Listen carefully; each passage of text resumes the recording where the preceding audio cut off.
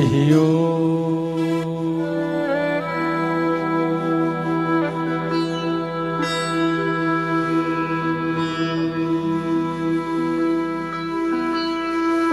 स्वस्ति श्री गणेशाय नमः।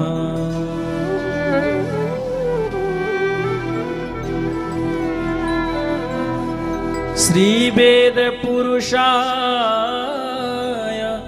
नमः।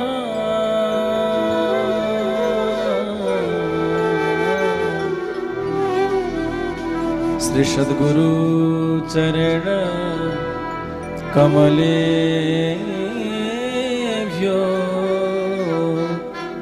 नमः।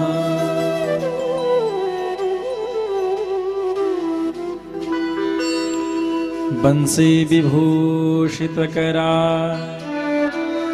नवनीरदावा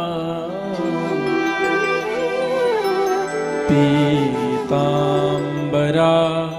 दरुणबिंबफलाधरोष्ठा पूर्णेन्दुसुन्दरमुखात् अरविन्दनेत्रा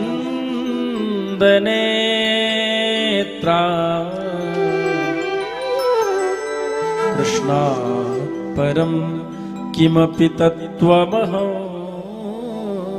न जाने।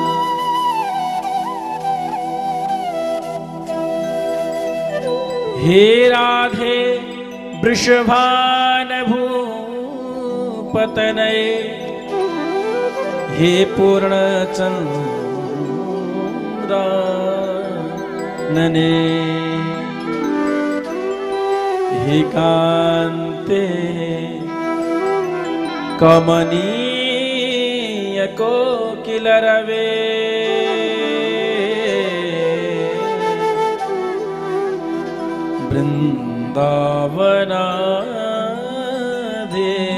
वृन्दावनाधीश्वरी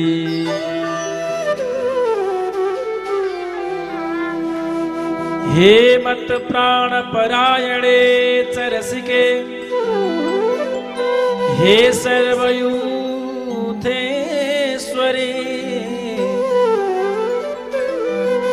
आगत्य त्वरित प्रतप्त मनिषं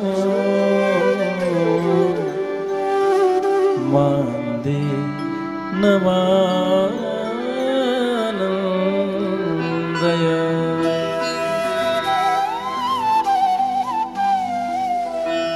श्रीमद्हंस समारोहा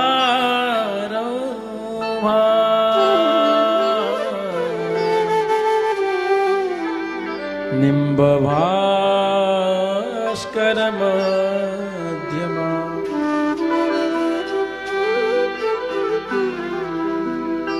अस्मदाचार्य पर्यन्ता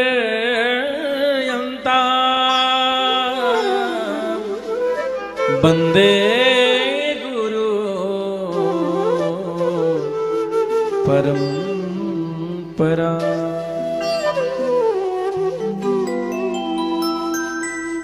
सब द्वारन को छोड़ के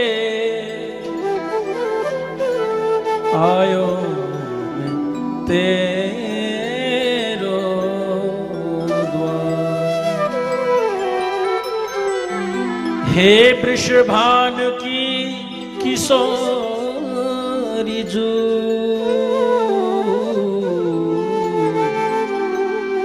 निक मेरी ओर निहार।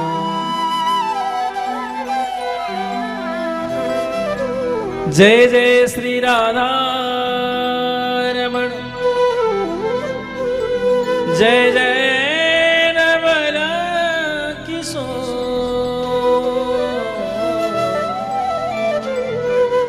जय गोपी चित्त चोर प्रभु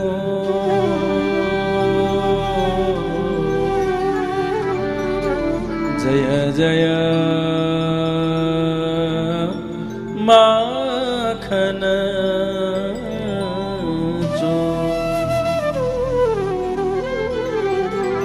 भवानी शंकरौ वंदे श्रद्धा विश्वास रूपिणौ याभ्यां विना न पश्यन्ति सिद्धाः स्वान्तस्थमीश्वरम् वाञ्छाकल्पतरुभ्यश्च कृपा सिन्धुभ्य एव च पतितानां पावनेभ्यो वैष्णवेभ्यो नमो नमः। भक्तवत्सल भगवान को जय। श्री राधा सर्वेश्वर भगवान को जय। श्री मुक्तिनाथ भगवान को जय। श्री पशुपतिनाथ भगवान को जय। श्री शिव महापुराण को जय। जय जय श्री राधे, जय जय श्री राधे, जय जय श्री राधे। नमः पार्वती पतये हर हर हर महादेव।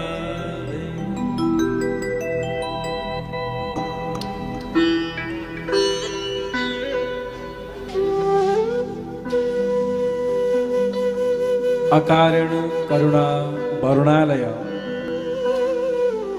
भक्तवांछा कल्पतरु परम कृपालु हामी सबैका प्राणधन चित्तचोर सर्वेश्वर हामी सबैको जीवनका धन सर्वस्व भगवान श्री राधा सर्वेश्वरको युगल चरण कमलमा साष्टांग दण्डवत प्रणति छ। भगवान श्री भूत भावन भोलेनाथ, श्री पशुपति बाबा भगवान को श्री युग्म चरण कमल मा चित्त वृत्तिलाई समर्पित गर्दै आफ्नो मति बुद्धिलाई लगाउँदै आजको पावन कथा शिव पुराणको एकादश अथवा 11औं दिनको कथा प्रारम्भ गर्ने अनुमति चाहन्छु। दीप टेलिभिजनको माध्यमबाट प्रत्यक्ष रूपमा हामीलाई हेरेर बस्नुहुने र यहाँ सहभागी भएर कथाको रसमा निमग्न हुनुहुने सबै मातृशक्तिहरू, पितृवर्गहरू, दाजुभाइ, दिदीबहिनी, आमा बुबा सबैलाई मेरो नमन छ। राधे राधे, राधे राधे, राधे राधे।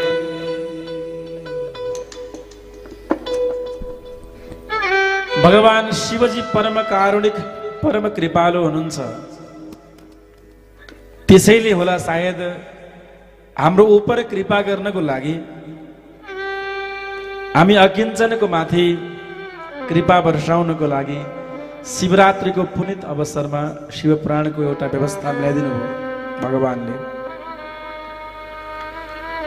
म धन्य भएको छु, पवित्र भएको छु। शिव पुराण दर्शन मात्र गर्यो भने पनि सबै पापहरू पखालिन्छन् रे। एक श्लोक मात्र श्रवण गर्यो भने पनि अनन्त पुण्य प्राप्त हुन्छ रे।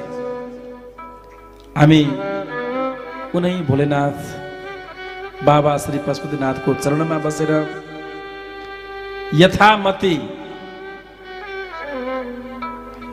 शिव पुराणको चर्चा हामी श्रवण गरिरहेका छौँ।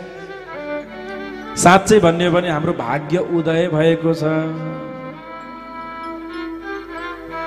शिव कृपा बिना शिव कथा कहाँबाट पाउनु? यो सबै शिव कृपा नै हो जुन शिव कथा हामीलाई प्राप्त भएको छ।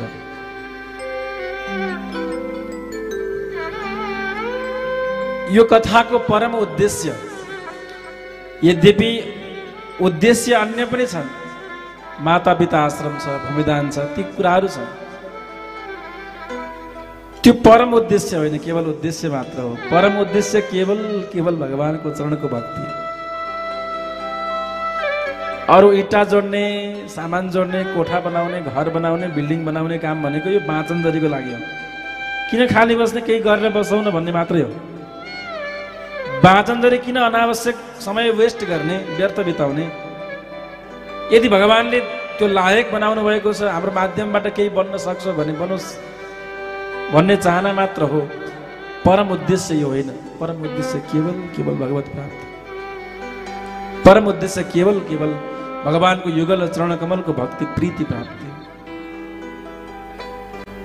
इट्टा जोड्दैमा पुण्य मिल्छ भन्ने मान्यता राख्ने व्यक्ति म होइन र शास्त्रले पनि त्यही भन्छ। हो, दुःख पाएका व्यक्तिहरूको उद्धार होस्, तीर्थमा वास गर्न चाहने वृद्ध माता पिताहरू अथवा हजुर हाम्रो पनि जीवनको उत्तरार्ध तपस्यामय होस्, तीर्थवासमय होस् भन्ने परिकल्पना गर्नु आफैमा राम्रो कुरा हो। हजुर हामी समय छुट्याएर देवघाटमा गएर बस्न बस्यौं भने त्यो परम कृपा भगवानको हुनेछ। तर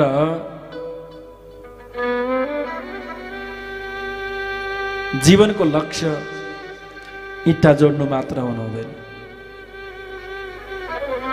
किनभने भौतिक संरचनाहरू जहाँको त्यही रहन्छन्। ओहो, मेरो आश्रम, मेरो घर, मेरो परिवार भने पनि, मेरो जग्गा जमिन भने तापनि त्यो रहनेवाला केही पनि छैन। सबैले सामूहिक रूपमा उनै ठाकुरको प्रार्थना गर्ने केन्द्र बनोस्, स्थान बनोस् र त्यहाँ गएर भजन गरियोस्, यही प्रार्थना। देवघाटमा आश्रम बनाएर पुण्य मिल्ला या नमिल्ला, तर त्यो आश्रममा बसेर भजन गरियो भने, जप गरियो भने चाहिँ अनन्त पुण्य मिल्छ। यो चाहिँ पक्का हो। आश्रम जोड्नेलाई पनि पुण्य मिल्छ हैन, भूमि दान गर्नेलाई पनि पुण्य मिल्छ र जो बसेर भजन गर्छ सर्वाधिक पुण्य ती व्यक्तिलाई प्राप्त। मन्दिर बनायो या बनाएन जीवनमा, मन्दिर बनायो कि बनाएन जीवनमा, त्यो भन्दा पनि मन्दिरमा मन लगायो कि लगाएन त्यो महत्त्वपूर्ण कुरा। मन्दिर नबनाइकन पनि यदि मन स्थिर भएको छ, मन भगवानको श्री युगमा चरण कमलमा समर्पित भएको छ भने मन्दिर नबनाएकोले पनि जित्न सक्छ। परम भाग्यशाली ती व्यक्ति हुन् जसको मन भगवानमा समर्पित छ।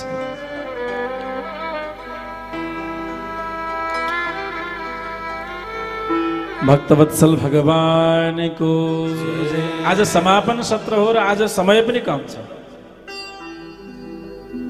किनभने 1 बजे भित्र हामीले सबै कार्यक्रम सक्नुपर्नेछ।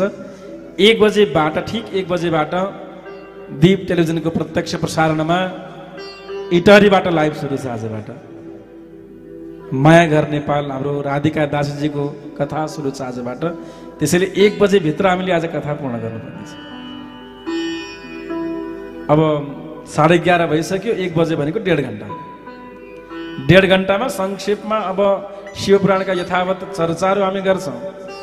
विशेष गरेर 12 ज्योतिर्लिङ्गहरूको विषयमा चर्चा गर्ने आज मेरो विचार छ। कति सकिन्छ हेरौँ।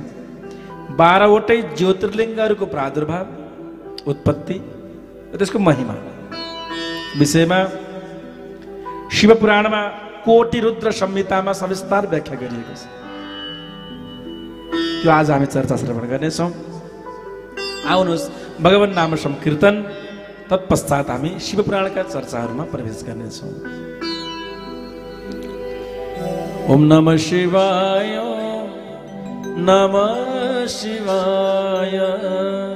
कोही छैन मेरो प्रभु हजुर शिवाय। नमः शिवाय, नमः शिवाय। कोही छैन मेरो प्रभु हजुर शिवाय। नमः शिवाय, नमः शिवाय। कोही छैन मेरो प्रभु हजुर शिवाय। नमः शिवाय, नमः शिवाय। कोही छैन मेरो प्रभु हजुर शिवाय। नमः शिवाय,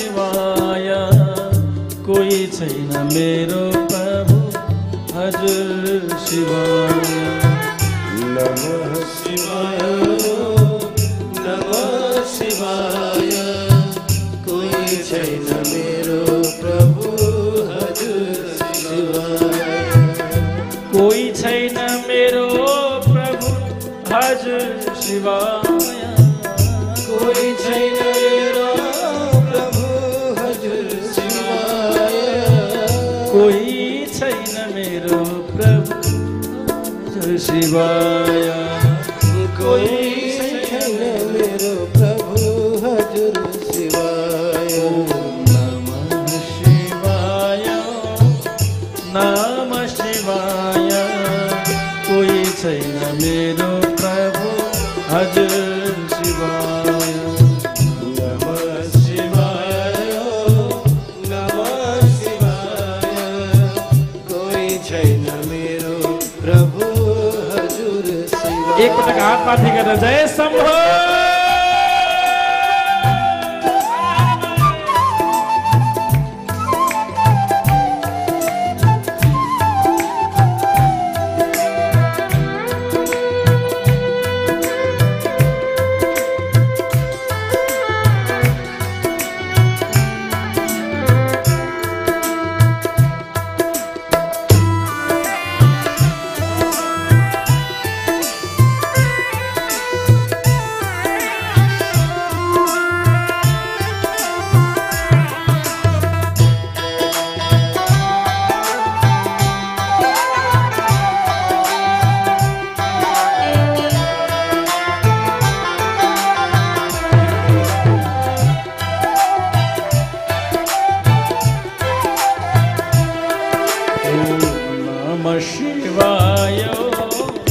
नमः शिवाय कोही छैन मेरो प्रभु हजुर शिवाय नमः शिवाय नमः शिवाय कोही छैन मेरो प्रभु हजुर शिवाय हजुर शिवाय भोले हजुर शिवाय हजुर शिवाय भोले हजुर शिवाय हजुर शिवाय शम्भो हजुर शिवाय हजुर शिवाय शम्भो हजुर शिवाय कोही छैन मेरो प्रभु हजुर शिवाय कोही छैन मेरो प्रभु हजुर शिवाय नमः शिवाय नमः शिवाय कोही छैन मेरो प्रभु हजुर शिवाय नमः शिवाय नमः शिवाय कोही छैन मेरो प्रभु हजुर शिवाय ओम नमः शिवाय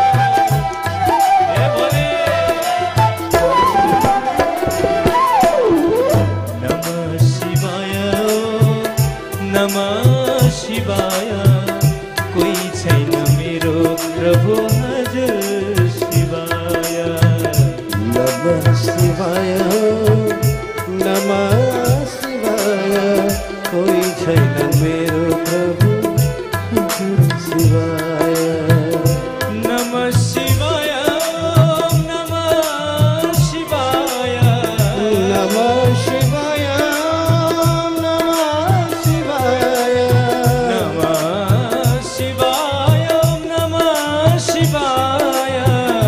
नमः शिवाय नमः शिवाय नमः शिवाय नमः शिवाय ओ नमः शिवाय नमः शिवाय नमः शिवाय भोले नमः शिवाय कोई छैन मेरो प्रभु हजुर शिवाय नमः शिवाय नमः शिवाय कोई छैन मेरो प्रभु हजुर शिवाय कोई छैन मेरो प्रभु हजुर शिवाय कोई छैन मेरो प्रभु हजुर शिवाय कोही छैन मेरो प्रभु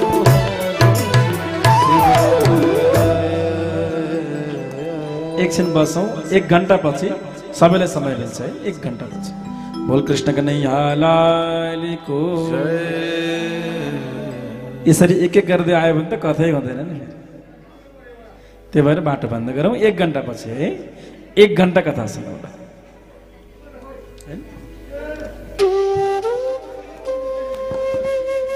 हिजोको प्रसङ्गमा हामीले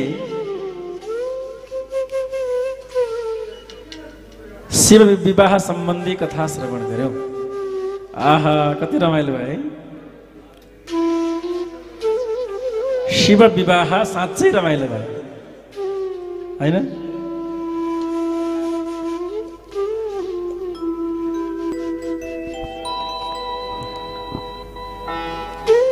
शिव ही शंभुगण करही श्रृंगार जटा मुकुट अहि मोरो शमा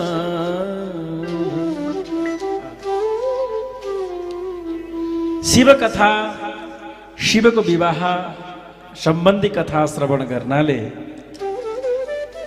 के फल प्राप्त हुन्छ भने हाम्रो हृदयमा भगवान शिवको प्रति बडा निष्ठा बहुतै प्रेम जागृत भएर आउँछ र जीवनका रोग शोक भय सबै समाप्त हुन्छन् बोल शंकर भगवानको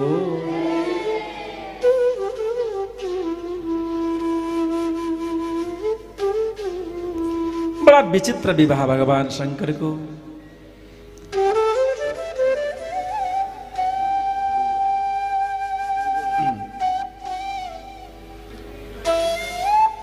विवाह भए पश्चात स्वामी धेरै समयपछि धेरै अन्तरालपछि स्वामी कार्तिकेयको पुत्रको जन्म भयो कार्तिकेयद्वारा तारकासुरको वध भयो के भने तारकासुरले तपस्या गरेर वरदान माग्ने बेलामा के वरदान माग्यो भने ब्रह्मासँग मेरो मृत्यु नहोस् म कहिले पनि मर्न नपरोस् ब्रह्माले भने मै त मर्नुपर्छ अब जो स्वयं मरण धर्ममा आबद्ध छ उसले मृत्यु नहुने वरदान कसरी दिन सक्छ ब्रह्माले भन्नुभयो मेरो पनि आयुको निश्चित छ मेरो आयु क्षीण भएपछि म पनि मर्नुपर्छ त्यसैले यो मृत्यु नहुने वरदान मैले दिन सक्दिन त तारकासुर बडा बाठो भएर बहुतै बाठो भएर छुट्टै वरदान मागेछ के माग्यो त शिवको पुत्रद्वारा मेरो वध होस् अरूद्वारा मेरो मृत्यु नहोस् यस्तो दिमाग किन लाग्यो भने अब शिव समाधिमा बस्नु भएको छ बिहे गर्नुहुन्न। सतीको मृत्यु पश्चात भगवान शङ्करले विवाह गर्ने मोडमै हुनुहुन्थ्यो। हजारौं हजार कल्पसम्म समाधिमा, ध्यानमा, तपस्या। शिवले विवाह नगरेपछि पुत्र हुँदैन, पुत्र नभएपछि मेरो मृत्यु हुँदैन, त्यस्तो दिमाग लाग्यो। बोल शङ्कर भगवानको। र भगवान शङ्करलाई विवाह गर्नको लागि, मनाउनको निमित्त, राजी गराउनको लागि बहुतै गाह्रो। देवताहरू, ऋषिहरू, महर्षिहरू सबैले प्रयत्न गरे। भगवानले भन्नुभयो आई हेभ नो इन्ट्रेस्ट भन्नुभएछ, मलाई इन्ट्रेस्ट छैन बिहेमा।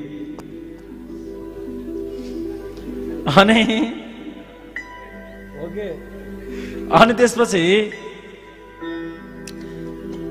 कामदेवलाई पठाए, जाऊ शिवको समाधि भङ्ग नगरेसम्म विवाह हुनेवाला भएन, शिवको समाधि भङ्ग गर्नु पर्यो।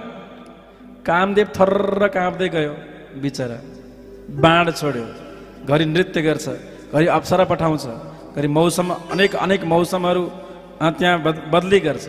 भगवान शिवको तपस्या भङ्ग गर्ने प्रयत्न गर्यो, तर भगवान शिवजीको तेस्रो आँखा खुल्यो, कामदेव जलेर भस्म खरानी। कामदेवै मर्यो। कामदेव भनेको इच्छा, रति, क्रीडा गर्ने विषय वासना के बुझ्नुभयो। कामदेव भनेको काम वासना। अब जब काम वासना नै मर्यो, विवाह कसरी गर्यो? भगवान शङ्करले भन्नुभयो मरिजास्, ठिक भइस्, भस्म खरानी भइस्। कामदेवकी पत्नी रति रुँदै रुँदै गइन्, बाबा भोलेनाथ, हजुर मेरा श्रीमान त भस्म खरानी भयो हजुरको कोपबाट, अब म कसरी बाँच्ने, कसरी मेरो जीवन चल्छ? त भगवान शङ्करले भन्नुभयो हेर हे,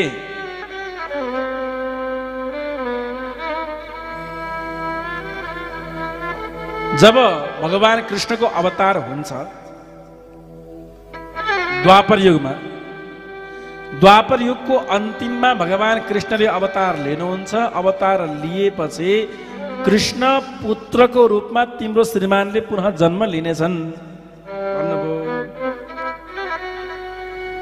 जब यदुवंश कृष्ण अवतार हो ही हरण महामहिभार,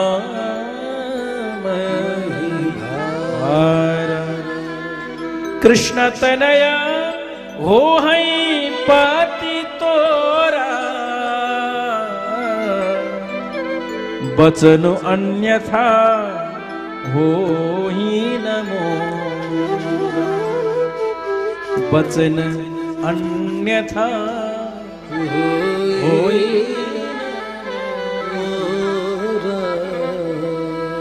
प्रतीक्षा गरेर बस्नु मैले, कृष्ण अवतार लेलान्, विवाह गर्लान्, बच्चा पाउलान्, छोरो जन्मिएला, अनि मेरो श्रीमान आउने भनेर प्रतीक्षा गर्नुपर्ने। भगवानले भन्नुभयो प्रतीक्षा त गर्नुपर्छ, प्रतीक्षाको फल मिठो हुन्छ।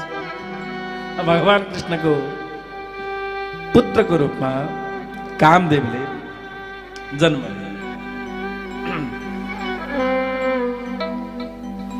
भगवान शङ्करको विवाहको लागि भगवान श्री रामले निवेदन गर्नुभयो भोले बाबालाई, बाबा बिहे त गर्नै पर्यो। अनि बल्ल भगवान शङ्करले मान्नुभयो, अनि बिहे भयो। बिहे भएपछि पुत्र स्वामी कार्तिकेयको जन्म भयो, र कार्तिकेयद्वारा यहाँ तारकासुर इत्यादि थुप्रै दैत्यहरूको वध भयो। बोल शङ्कर भगवानको कार्तिकेय भगवानको कार्तिकेय भगवानको पूजा विशेष गरेर भारतको कुन क्षेत्रमा हुन्छ? दक्षिणतिर हो कि जस्तो लाग्छ मलाई। दक्षिण भारततिर स्वामी कार्तिकेयको विशेष पूजा हुन्छ। चेन्नईमा जानुभएको छ, विदेशमा पनि रहेछ। कहाँ भने कुन देश भने कतारमा हो होइन? 3-4 वर्ष पहिले पुगेको थिएँ म।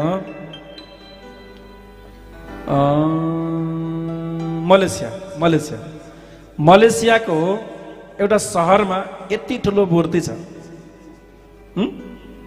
स्पेशल ठाउँ छ, त्यो गुफा पनि छ, त्यहाँ म पुगेँ।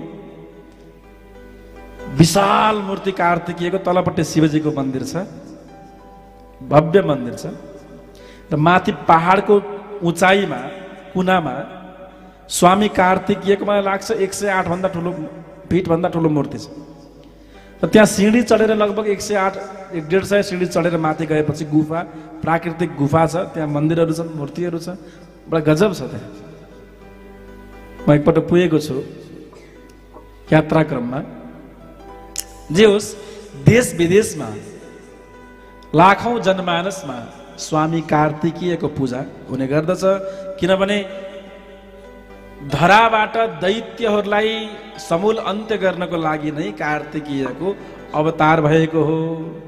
बोल कार्तिकेयजी महाराजको। त्यसपछि गणेशजी महाराजको जन्म सम्बन्धी कथाहरू छन्। गणेशजीको जन्म सम्बन्धी कथा सुन्नु भएको छ नि यहाँले? विशुद्ध माता पार्वतीको शरीरको अङ्गकै रूपमा गणेशजी महाराजको जन्म भयो र पार्वती माताले स्नानागारमा स्नान गर्दै गर्दा, बाबु गणेश तिमीले यहाँ रक्षा गर्नु, कोही आए पनि भित्र छिर्न नदिनु भन्ने आदेश दिनुभयो। माता पार्वती भित्र स्नानागारमा हुनुहुन्थ्यो। त्यही बेलामा दैत्यहरूले छडाई गरे, युद्ध प्रारम्भ हुने भयो। बडा सङ्कटको बेला भयो। देवताहरू गए, माता जगदम्बिका पराम्बिका माता भगवतीलाई प्रार्थना गर्नको लागि। पार्वतीलाई माता स्नान गर्दै हुनुहुन्थ्यो। गणेशजीले खबरदार, कोही भित्र छिर्न पाउँदैन। युद्धमा सब परास्त, देवताहरू परास्त, सब परास्त, सब हार। उहाँ दैत्यसँग लड्नु पर्ने समस्या आएर आएको, एउटै बच्चाले उचाल्ने पछार्ने गरिदियो। देवताहरू त बिचरा बिजोग भयो अवस्था। च्याप समात्ने पछार्ने सानो बच्चाले इन्द्रलाई पनि, कुबेरलाई पनि, वरुणलाई पनि, जसलाई पनि। जब भगवती माताको समीपमा पुग्न सकेनन्, भगवान शङ्करसँग निवेदन गरे। भगवान शङ्कर पुग्नुभयो। ए बच्चा, बाटो छोड। अब थाहा छैन, छोरो जन्मिएर त्यत्रो भइसक्यो। भगवान शिवजीलाई थाहा नै छैन, अनभिज्ञ हुनुहुन्छ। मेरो आमाको शपथ, मैले बाटो छोड्नेवाला छैन भन्छ बच्चाले। तिम्रो आमाको शपथ खाँदै गर बाबु, यहाँ समस्या छ। म मेरी पत्नीलाई भेट्न आएको। गणेश भन्छन् तिम्रो पत्नीको मलाई थाहा छैन, तर मैले बाटो छोड्नेवाला छैन। तिमीले मसँग युद्ध गर्न खोजे हो। गणेशजीले भन्नुभयो आवश्यकता परे युद्ध पनि गर्छु। को डराउँछ र? डर देखाउनु पर्दैन। हातमा त्रिशूल लिएर आएका बाबाजी, डर देखाउनु पर्दैन। युद्ध गर्ने भए गरे हुन्छ, दुई हात गरे हुन्छ। युद्ध घमासान त्रिशूलले गला काट्दैन। भगवान शिव माता भगवती पराम्बिका पार्वती भित्रबाट आउनुभयो। आउँदाखेरि आफ्नो पुत्रलाई धडरहित, शिररहित भएको देखेर महाकालीको रूप लिनुभयो। भयङ्कर, विकराल, डरलाग्दो रूप। अब पृथ्वी नै प्रलय आउने जस्तो स्थिति सृजना भयो। कसले हो मेरो पुत्रलाई वध गरेको? मेरो पुत्रलाई वध गर्नेलाई म छोड्नेवाला छैन। यसरी कुपित हुनुभयो। पृथ्वी कम्पायमान भइन्। देवताहरू थर्र काँपे। भगवानले भन्नुभयो, ल आफ्नै पुत्रको पो वध गरेछु मैले, अथवा पुत्रको पो शिरच्छेदन गरेछु। पुनः त्रिशूललाई आदेश दिनुभयो, सबभन्दा पहिले जुन वस्तु पाइन्छ, मानव पाइयोस् अथवा जनावर पाइयोस्, जे भेटिन्छ त्यो वस्तुको शिर काटेर ल्याउनु र जोड्नु पर्यो भनेर त्रिशूललाई पठाएपछि सबभन्दा पहिला हात्तीको बचुरो भेटिएछ। संयोग हेर्नुहोस्, हात्तीको बचुरो भेटियो, त्यही काटेर ल्याउनु पर्यो। हात्तीको बचुरो लिएर आइयो, काटेर ल्याइयो। तर हात्तीको बचुरो जुन उसलाई वध गरियो, तत्काल दिव्य रूप धारण गरेर शिवलोकमा गए। वध भएको छैन, मुक्त गरिदिनु भएको छ भगवानले। हात्तीको बच्चोको उद्धार भयो र गणेशजीको टाउको सिधै हात्तीको टाउको ल्याएर त्यहाँ जोडियो, ट्रान्सप्लान्ट गरियो। अपरेसन गरेर के गरेर, सिलाइ कटाइ गरेर के गरेर जोडियो। भगवान शङ्करले ल हेर्नुहोस् त, आजभोलि मान्छेहरूले किडनी ट्रान्सफर त गर्छन्, मुटु पनि ट्रान्सफर के गर्छन् होइन, तर टाउकै ट्रान्सफर गर्ने प्रविधि अहिलेसम्म आज आज र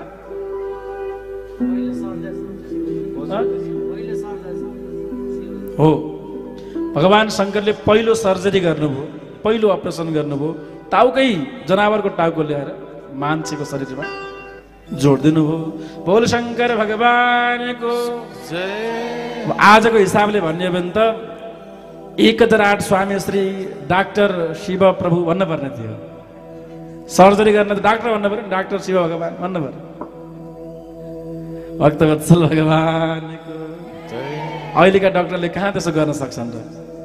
सम्भावना अब त्यो रिसर्च चाहिँ हुँदैछ है त्यो विषयमा, टाउको पनि जोड्न मिल्ने खालको योजना बन्दैछ। अस्ति लता मङ्गेशकरको शरीर पुरा भयो, करिब 1 महिना भएन लगभग। विश्वको सबभन्दा मिठो स्वर भएकी सरस्वती स्वरूपा लता मङ्गेशकरको शरीर पुरा भयो। वैज्ञानिकहरूले उनको गला माग गरेका थिए अरे, आखिर त्यसमा गलामा के जादु छ, त्यो कतै ट्रान्सफर गर्न मिल्छ कि अरूको गलामा गएर राख्न मिल्छ कि त्यो चिज भन्ने सर्च त गरिरहेका छन् वैज्ञानिकहरूले। कहाँसम्म सफल बन्छन् त्यो अलग विषय। त गणेशजीको शिर जोडियो अनि गणेशजीले भगवान शिवजीको प्रार्थना गर्नुभयो, बाबा मेरो बाबा पो तपाईँ, मलाई के थाहा, पहिले भन्न पर्दैन म हजुरको तेरो बाउ हो भन्नु पर्दैन? अरूलाई रोके पनि बाउलाई मैले किन रोक्थेँ र होइन, नजानेर पो रोकेको त भन्दै भगवान शिवजीको प्रार्थना गरे गणेशजीले। बोल गणेशजी महाराजको। वक्रतुण्ड महाकाय कोटि सूर्य समप्रभ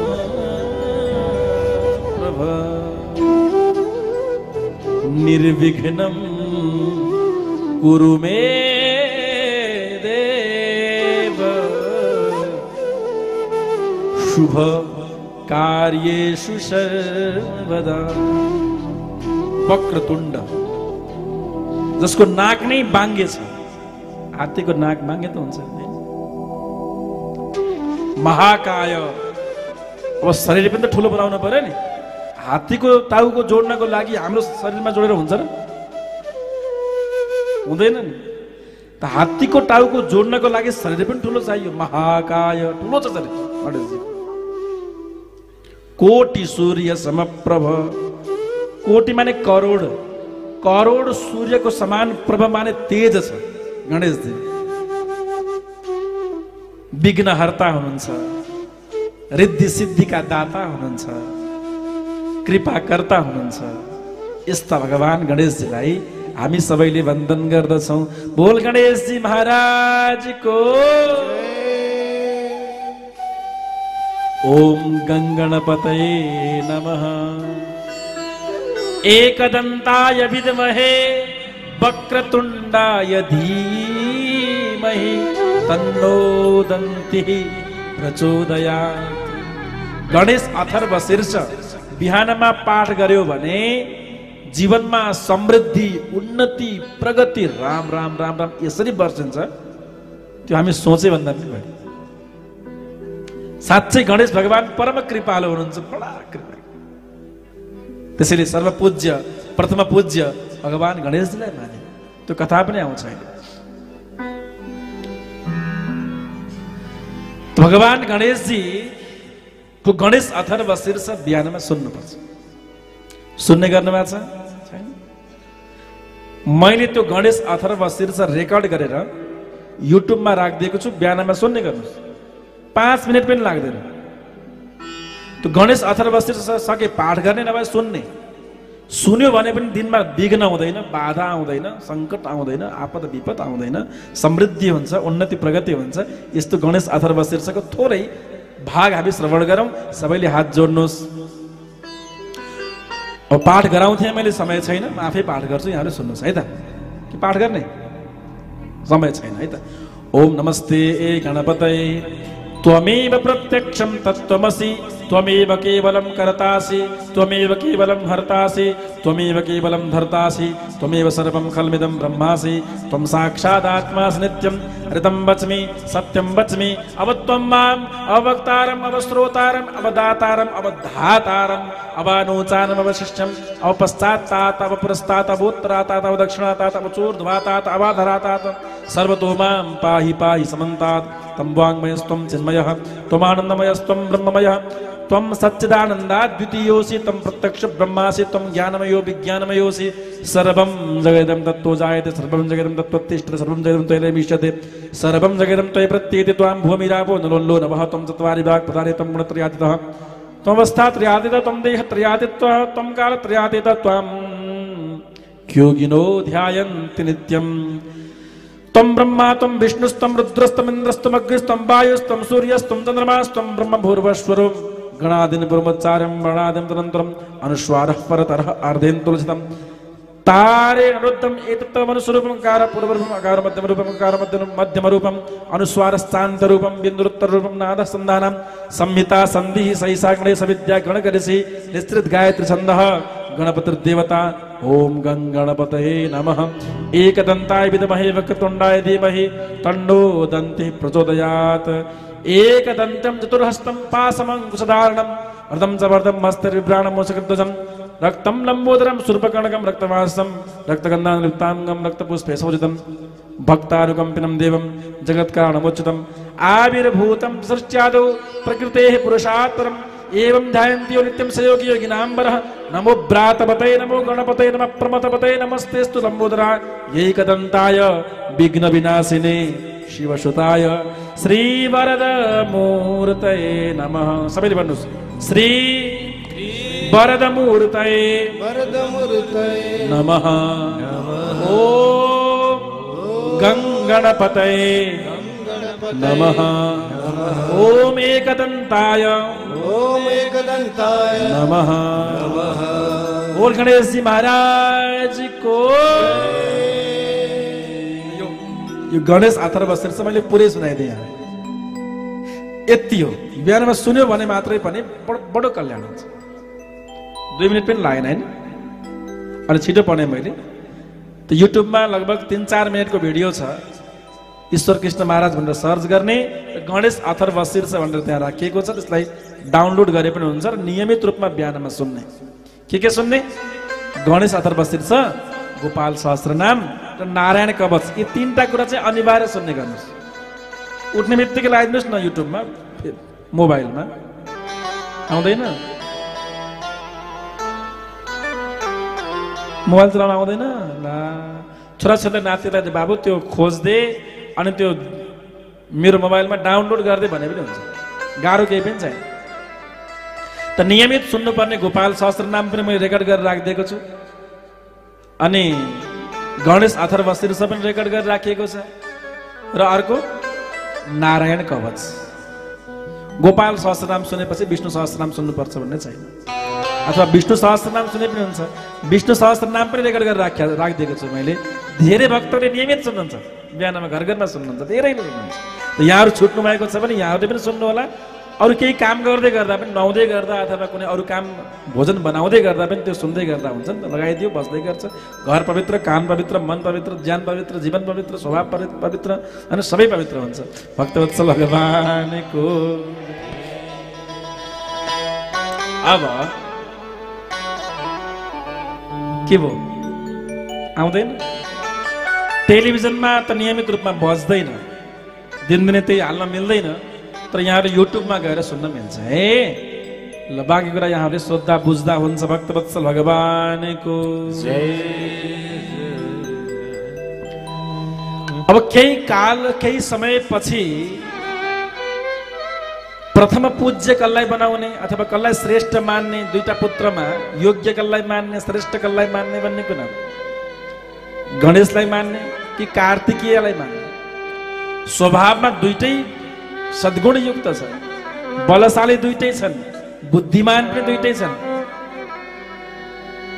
कसको प्रथम पूजा गर्ने भन्ने कुरामा विभेद त गर्न भएन आफ्ना सन्तान जति भए पनि स्नेह उति नै लाग्छ माया उति नै लाग्छ हो तर जो कमजोर छ उसलाई अलि बढी केयर गर्ने, अलि हेर्ने चाहिँ बाबा आमाहरूले गर्नुहुन्छ। कमजोरलाई बढी केयर गर्नुको अर्थ उसलाई बढी माया लाग्यो अरूलाई माया लागेन भन्नु अर्थ होइन। ला यो कमजोर छ, कसरी खाला, कसरी जीवन चलाउला, यसले अरू बाटा छन् भन्ने चाहिँ हुन्छ सन्तानप्रति। नत्र भने सबै सन्तानप्रति बराबर स्नेह हुन्छ माता पिता। कार्तिकीय र गणेश प्रति तनिक पनि भेद छैन, दुईटै प्रति बराबर स्नेह छ। बुद्धिमत्ताको परीक्षा गर्नु पर्यो, कसलाई प्रथम पूज्य गराउने, कसलाई श्रेष्ठ मान्ने भन्ने कुरा रह्यो। त घोषणा के गरियो भने सबै देवताहरू, सबै महात्माहरू, ऋषिहरू सबैलाई निमन्त्रण गरियो। ल है आज निर्णय गर्ने कुरा छ, कार्तिकेय कि गणेश, कसको पहिला पूजा गर्ने? हजारौं सन्तहरू आए, महात्मा आए, ऋषि आए, महर्षि आए, गन्धर्व आए, देवता आए, सब आए। आज निर्णय हुँदैछ है, बुद्धिको परीक्षा हुँदैछ गणेशको र कार्तिकेयको। भगवान शिवका पुत्र दुईटै एक से एक बलशाली छन्, एक से एक बुद्धिमान छन्। सबैले अब त्यो प्रतिस्पर्धालाई हेर्नको लागि, निर्णय कसको तर्फ जान्छ त भनेर हेर्नको लागि उपस्थित भए। भगवान शिवले मुसुक्क मुस्कुराएर सबैलाई भन्नुभयो, हे देवताहरू हो, ऋषिहरू हो, महर्षिहरू हो, सन्तहरू हो, महात्माहरू हो, अब आज परीक्षा लिँदैछ। मेरा दुईवटा पुत्र मध्ये यो पृथ्वीलाई जसले सर्वप्रथम परिक्रमा गरेर कैलाशमा आइपुग्छ उसलाई प्रथम पूज्य गराउने। गणेशजीले भन्नुभयो, हे भगवान शिवले भन्नुभयो,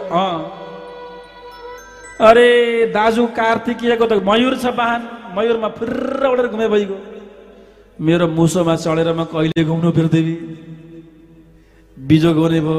भगवानले भन्नुभयो, अब आफ्नो आफ्नो कुरा आफै जान, मैले जे घोषणा गरेँ सो गरेँ। अब देवताहरू पनि हेर्न लालायित छन्, ऋषिहरू महर्षिहरू सबै ओहो हुने के हो त? सबैले भन्छन् गणेश हार्ने भए सिधै कार्तिकीयलाई दिए भइगयो नि, किन बेकारमा कम्पिटिसन गर्न पर्यो? यस्तो कुरा पनि गर्नुहुन्छ भोले बाबा। त्यसै पनि ज्यान मोटो छ, त्यही माथि वाहन कस्तो छ त मुसो।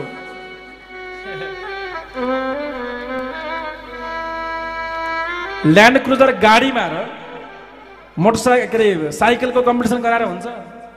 अथवा प्लेनको र त साइकलमा घुमेर आइजाऊ, त्यो प्लेनमा गएर आउँछ भनेर हुन्छ र? हुँदैन। कसरी सम्भावना छ? गणेशजी त्यही माथि ज्यान पनि महाकाय छ, विशाल काय। सबैले देवस्त्रीहरूले देवताहरूले भने, प्रभु भोलेनाथ यो के भन्नुभयो हजुरले? एकपटक फेरि सोच्ने कि पुनर्विचार गर्ने कि? भगवानले भन्नुभयो, जे भने सो भने मैले, अब पुनर्विचार हुनेवाला छैन।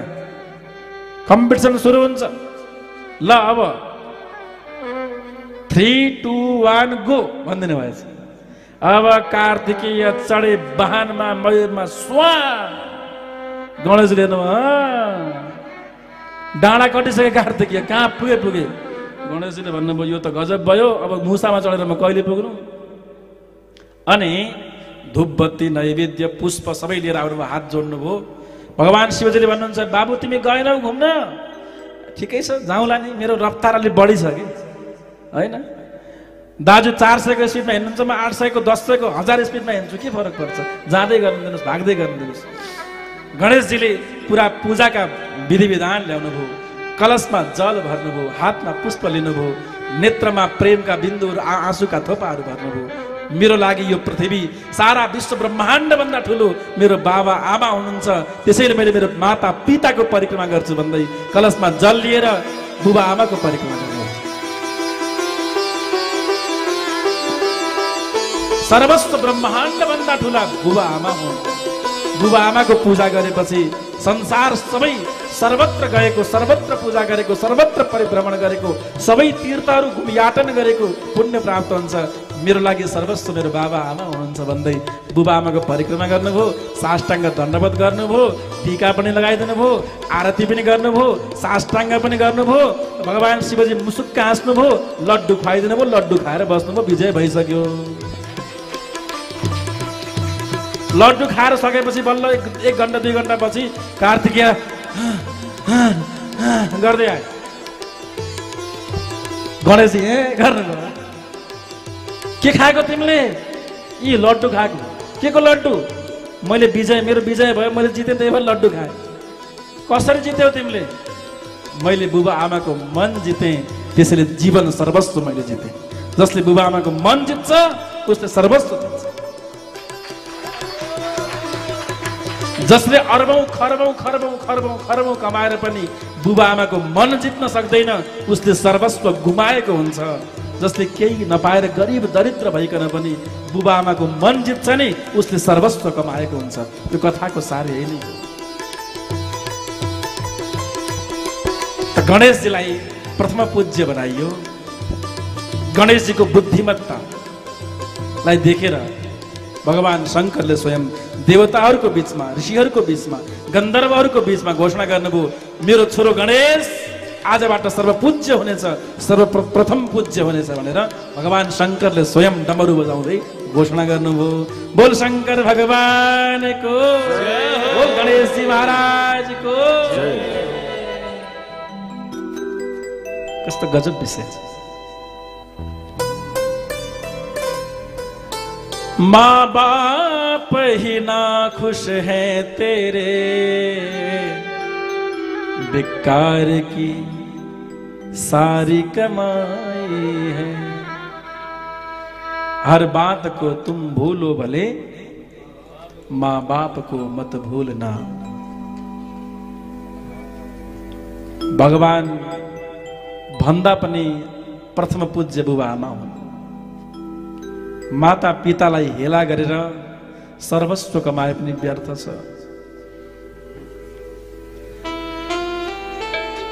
त्यसैले सबै समक्ष यही प्रार्थना छ, यही निवेदन छ कि बुबा आमाको सेवा दुनियाँको सर्वश्रेष्ठ सेवा हो। जसले बुबा आमाको सेवा पायो त्यो दुनियाँको सबभन्दा बढी भाग्यशाली हो। सर्च गरेर कहाँ पाइन्छ र, खोजेर कहाँ पाइन्छ र? जब शरीर पुरा हुन्छ, मरेर जान्छन्, अनि खोजेर पाइन्छ? कहीँ पनि पाइन्छ। साँझमा सुत्ने बेलामा जसरी गुगल सर्च गरिन्छ, जे हेर्न चाह्यो त्यो पाइन्छ। जसरी गुगल सर्च गर्दा सबै चिज पाइन्छ, त्यसरी नै सर्च गरेर बुबा आमा पाइन्थे भने सायद दुनियाँका प्रायः मान्छेहरू कहाँ छन् मेरो बाबा, कहाँ छन् मेरी आमा भन्दै सर्च गरेका हुन्थे होलान्। पाइँदैन। एकपटक शरीर पुरा भएपछि, जलाएपछि त्यो मुहार देख्न पाइँदैन। मेरो छोरा, मेरी छोरी भनेको मिठो आवाज कहाँ पाइन्छ र? त्यसैले ती व्यक्ति महान भाग्यशाली हुन्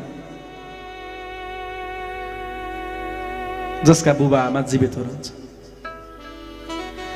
95% भन्दा बढी मान्छेहरू बुबा आमाको मृत्यु पश्चात पछुतो गरेर रोएर डुबेका हुन्छन्।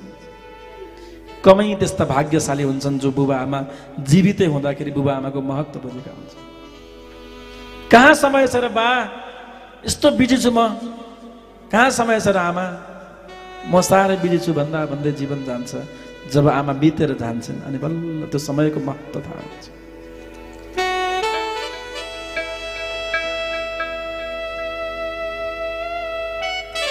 त्यसैले बुबा आमाको खूब सेवा गरौँ, जसका हुनुहुन्छ खूब स्नेह। कहिले भेट होला है बाबा यो जिन्दगानीमा,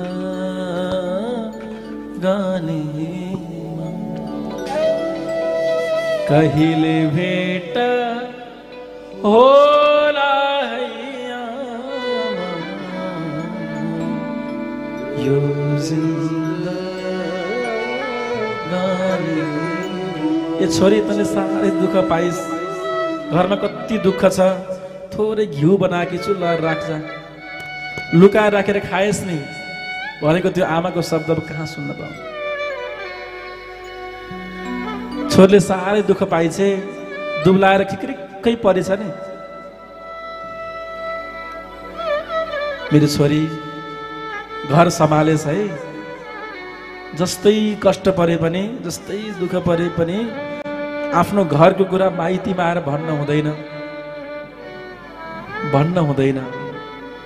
तर आफ्नो छोरीको अनुहार मुहार देखेर यसले कति दुःख पाकी छ भन्ने कुरा आफै बुझ्ने, नबोलिकन मलाई गाह्रो छ नि आमा नभनिकन छोरीले दुःख पाए भनेर बुझ्ने यस्ती आमालाई कहाँ पाइएला र?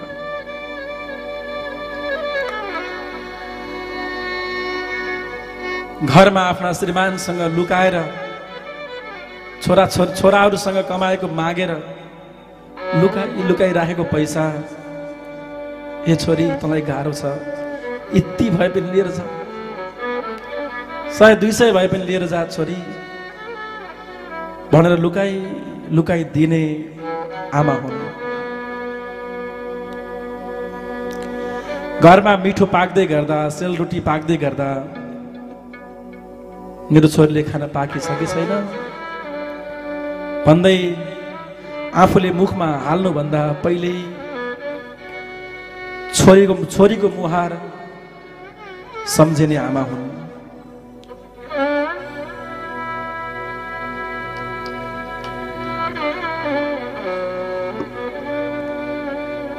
दुई चार पैसा कतै बचेको छ भने घरमा बरु नमिठो खाएर पनि छोरीको झोलामा लुकाएर हालिदिने आमा हुन्। नरिवल, गडी, मिश्री जे छ बाबु खाए सही, आउँदै गरे सही, रुन हुँदैन, घर जाने बेलामा रुन हुँदैन, नरोइकन जा भनेर पठाउने अनि घर फर्केर एक्लै कुनामा धुरु रुने आमा हुन्। आफू मरेर आफ्नो प्राण सुम्पिएकी हुन्छन् एउटी आमाले आफ्नो सन्तानको लागि। आफूले अनेक कष्ट सङ्कट सहेर आफ्ना सन्तानको लागि समर्पित समस्त सर्वस्व समर्पण गरेकी हुन्छन् आमाले। आमाको माया दुनियाँमा अन्त कहाँ पाइन्छ। त्यसैले बुबा आमा भएका व्यक्तिहरू महान भाग्यशाली हुन्। आफू अरबको खाडीमा तापिँदै गर्मीको मौसममा जलेर छोराछोरीलाई हुर्काउनको लागि आफ्नो जवानी विदेशमा घिच्ने बाउ हुन्।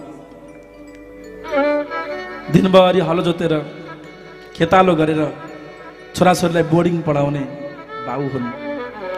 आफू थोत्रो साइकलमा हिँड्दै छोरीलाई स्कुटी किनिदिने बाउ हुन्।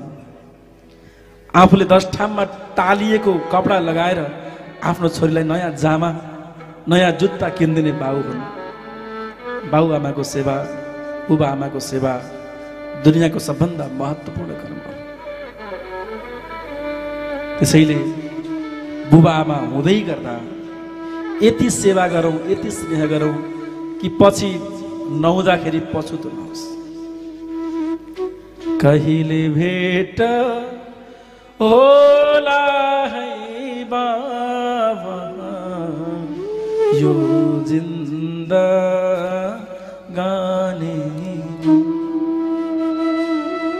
कहिले भेट होला है आमा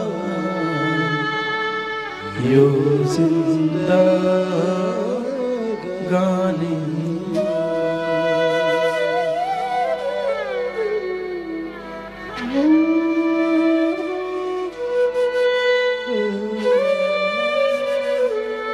त्यसैले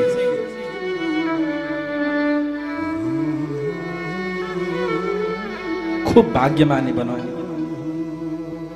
खूब भाग्यमानी बनाऊ। बुबा आमाको खूब सेवा गरौँ र गणेशजीको यो कथाबाट हामीले यही कुरा बुझ्नुपर्छ। बुबा आमाको सेवा गरेपछि जीवनमा गर्न बाँकी शेष कर्म केही पनि रहँदैन। सबै कर्म पूर्ण हुन्छ, सबै तीर्थ घुमेको फल प्राप्त हुन्छ, सबै सत्कर्म गरेको पुण्य प्राप्त हुन्छ यदि बुबा आमालाई हामी सेवा गरेका छौँ, खुसी रहेका छौँ भने। यदि बुबा आमा दुखी छन् भने जति कर्म गरे पनि, जति प्रगति गरे पनि व्यर्थ छ।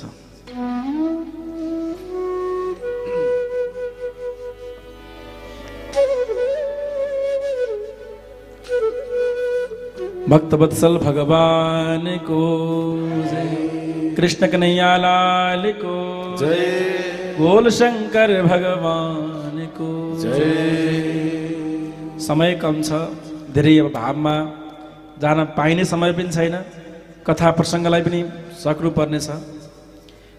एउटा मिठो कथा सुनाउने विचार थियो, तर अहिले म आफै भावुक भएँ, सकिनँ। आगामी दिनमा सुनाउला। माता पिताको बडा मिठो, कसरी सेवा गर्ने बुबा आमालाई, किन सेवा गर्ने बुबा आमालाई,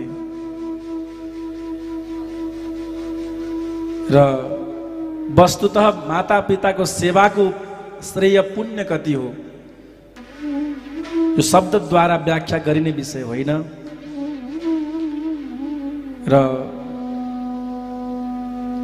सतत जसका बुबा आमा हुनुहुन्छ सेवा गर्ने, जसका हुनुहुन्न सत्कर्म गर्ने। बुबा आमाको वचन पनि त बुबा आमा नै हो। मेरो आमाले भन्ने गर्नुहुन्थ्यो, न बिराउनु न डराउनु, यो सूत्र मेरो आमा सधैँ त्यही भन्नुहुन्थ्यो, न बिराउनु न डराउनु। गल्ती गर्यो भने डराउनु पर्छ, गल्ती गरेन भने जीवनमा कहिल्यै पनि डराउनु पर्दैन। बाबा आमाका ती वचनहरू, ती बोलीहरू त हामीसँग छन् नि। छोरी घर चलाएस्, घर खाएस्, घर नबिगारेस्, सत्यको सहारा लिएस्, धर्म नछाडेस्, धर्म नछाडेस्। ती शब्दहरू नै अहिले हामीसँग जुन छन्, त्यो शब्दलाई मान्नु, आफ्नो माता पिताको इज्जत प्रतिष्ठा र कर्तव्य परायण भएर जीवन जिउनु नै माता पिता प्रतिको सेवा हो। र जीवनमा सदैव सत्कर्म गर्दै आफ्ना मातृ पितृहरू बुबा आमाप्रति स्नेह श्रद्धा सदैव गरिरहनु, यही नै बुबा आमा नभएका व्यक्तिहरूको लागि परम कर्तव्य हो। त यहाँ गणेशजी महाराजको प्रथम पूजा यस अर्थमा भयो, किनभने गणेशजी बुबा आमाप्रति समर्पित थिए। बुबा आमाको सेवा नै सर्वस्व हो, जीवनको ठुलो कमाई हो भन्ने बुझ्दथे।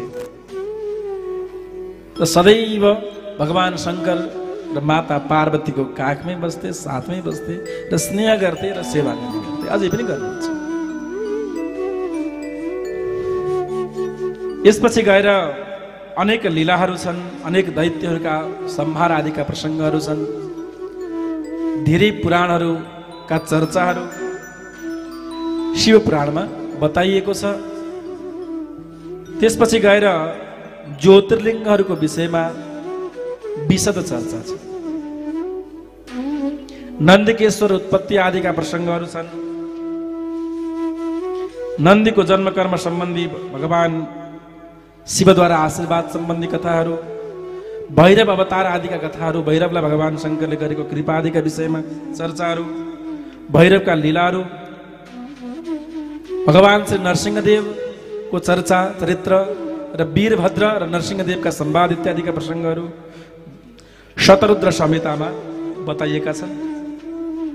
यसपछि गएर भगवान शङ्करको गृहपति अवतारको कथा यहाँ बताइएको छ। गृहपति अवतारको विषयमा चर्चा गरेपछि शतरुद्र संहितामा अन्य थुप्रै चर्चाहरू छन्।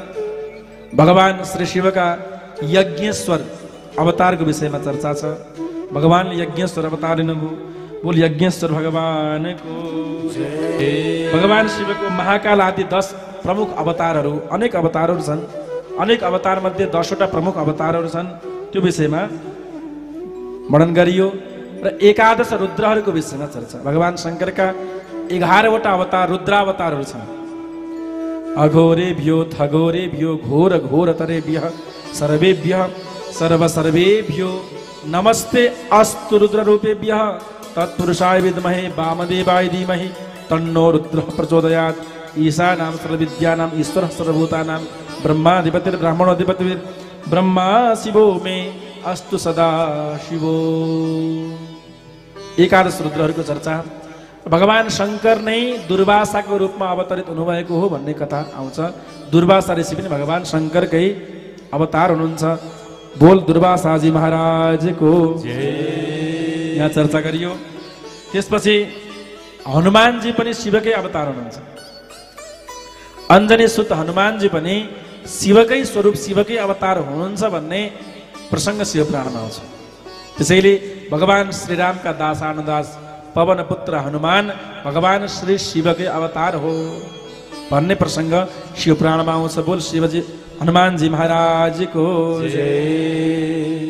भगवान शिवजीको महेश अवतार आदि कथाका विषयमा चर्चा यहाँ बताइयो। त्यसपछि गएर भगवान शिवको पिप्पलाद अवतार आदिको विषयमा चर्चा गरियो। बोल पिप्पलाद भगवानको जय। बोल शङ्कर भगवानको जय। भगवान शिवको वैश्यनाथ नामक अवतारको चर्चा यसपछि गरियो। वैश्यनाथ रूपमा भगवानले अवतार लिनुभयो र यसै गरिकन शिवको द्विजेश्वर नामको अर्को अवतार भयो। यसरी भगवानका अनेक अनेक अनेक अवतारको विषयमा चर्चा गरियो। त्यसपछि भगवानको पार्थिव अवतार शिवलिङ्ग अवतार 12 ज्योतिर्लिङ्गहरूको विषयमा चर्चा गरियो। सबैले हात जोड्नुहोस्। त्यो 12 ज्योतिर्लिङ्गहरू के हुन् त्यो हामी पाठ गरौँ। त्यसपछि हामी 12 ज्योतिर्लिङ्गको उत्पत्ति सम्बन्धी कथाहरू क्रमशः श्रवण गर्नेछौँ। सौराष्ट्रे सोमनाथं च श्रीशैले मल्लिकार्जुनं उज्जयिन्यां महाकालं ओंकारं ममलेश्वरं परेल्यां वैद्यनाथं च डाकिन्यां भीमशङ्करं सेतुबन्धेतु रामेशं नागेशं दारुकावने वाराणस्यां तु विश्वेशं त्र्यम्बकं गौतमी तटे हिमालय तु केदारं घुस्मेशं च शिवालये एतानि ज्योतिर्लिङ्गानि सायं प्रातः पठेन्नरः सप्त जन्म कृतं पापं स्मरणेन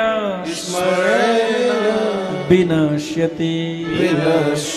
बोल शंकर भगवान को, सोमनाथ भगवान को, मल्लिकार्जुन भगवान को, महाकाल भगवान को, ओंकार भगवान को, ममलेश्वर भगवान को, वैद्यनाथ भगवान को, भीमाशंकर भगवान को, रामेश्वर भगवान को, नागेश्वर भगवान को, विश्वेश्वर भगवान को, त्र्यंबकेश्वर भगवान को, केदारनाथ भगवान को, कृष्णेश्वर भगवान को, 12 ज्योतिर्लिंगहरू को, बोल पशुपतिनाथ भगवान को, हर हर हर महादेव शंभो।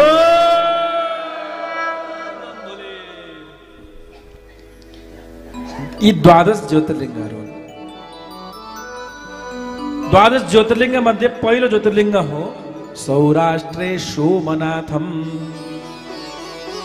सौराष्ट्र देशमा सोमनाथ नामको मन्दिर छ।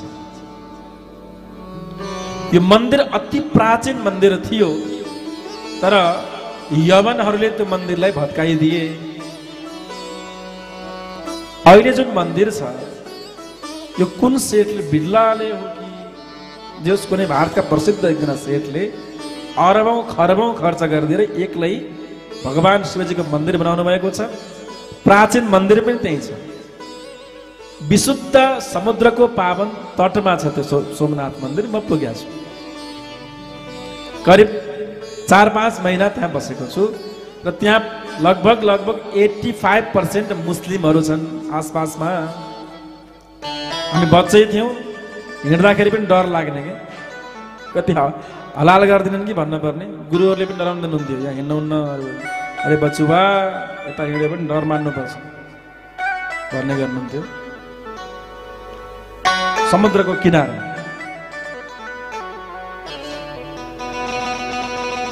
यो सोमनाथ भगवानको मन्दिर उत्पत्ति कसरी भयो? यस्तो सुन्दर ठाउँ छ त्यहाँ सोमनाथ, पुरै समुद्रको छाल आउँछ मन्दिरमा। मन्दिरको छेउबाट समुद्रतिर हेऱ्यो भने यस्तो रमाइलो दृश्य, गजब दृश्य देखिन्छ। आउनुहोस् सोमनाथ ज्योतिर्लिङ्ग उत्पत्ति सम्बन्धी कथा श्रवण गरौँ। दक्ष प्रजापतिका 27 वटी छोरी थिए। 27 वटी छोरी चन्द्रमासँग विवाह गरिदिए। 27 वटी नै। चन्द्रमाको स्वरूप बडा सुन्दर, बहुतै सुन्दर, सबैले माने पनि र विवाह पनि गरिदिए। सोमनाथश्च तेषां वै प्रथमः परिकीर्तितः महात्म्यं शृणु मेने प्रथमं सावधानतः। सोमनाथको वृत्तान्त चरित्र ध्यानपूर्वक श्रवण गर्नुहोस्। 27 वटी श्रीमती मध्ये सबभन्दा प्यारी चाहिँ रोहिणी नाम गरेकी दक्ष प्रजापतिकी छोरीलाई अधिक स्नेह गर्ने चन्द्रमाले। अब 27 वटी मध्ये एउटालाई मात्रै माया गर्ने, अरूलाई वास्तै नगर्ने भएपछि बडा गाह्रो। अनि अरू कन्याहरू, अरू छोरीहरूले बार रिक्वेस्ट गरे, अरे श्रीमानजी हामी पनि त पत्नी हौ, हामीलाई पनि स्नेह गर्नु पर्यो, हामीलाई पनि घुमाउन लानु पर्यो। एक्लै उसलाई मात्रै लिएर हिँड्ने, रोहिणी मात्रै प्यारी छ, हामी हामी हामी के तिम्रा श्रीमती होइनौ? वास्तै गर्दैनन्। त्यसपछि माइत गएछन्, सर्लक्कै माइत गए र आफ्ना बासँग भने, बा बर्बाद भयो नि, के भयो? हजुरका ज्वाइँले हामीलाई टाइम नै दिन्नन्, वास्तै गर्दैनन्, हजुरकी प्यारी छोरी ती रोहिणीलाई मात्रै माया गर्छ। र दक्ष प्रजापति बडा विद्वान मान्छे, एकदम नीतिज्ञ मान्छे, बोलाएछन्, ए ज्वाइँ राजा आउनुहोस् भनेर बोलाए। ज्वाइँलाई ज्वाइँ पारेर मिठो मिठो खुवाएछन् डकार्ने गरी। अनि बल्ल आफ्नो कुरा राखेछन्। ज्वाइँ जस्तो कुरा अब सिधै ए ज्वाइँ राजा भन्न त भएन। घरमा बोलाए, स्वागत गरे, सत्कार गरे, हलुवा पुडी खान्थे। अनि डकार्न थालेपछि अनि ज्वाइँ साहब सबै ठिक छ नि? एकदम ठिक छ। हाम्रा छोरीहरू सबै ठिक छन्?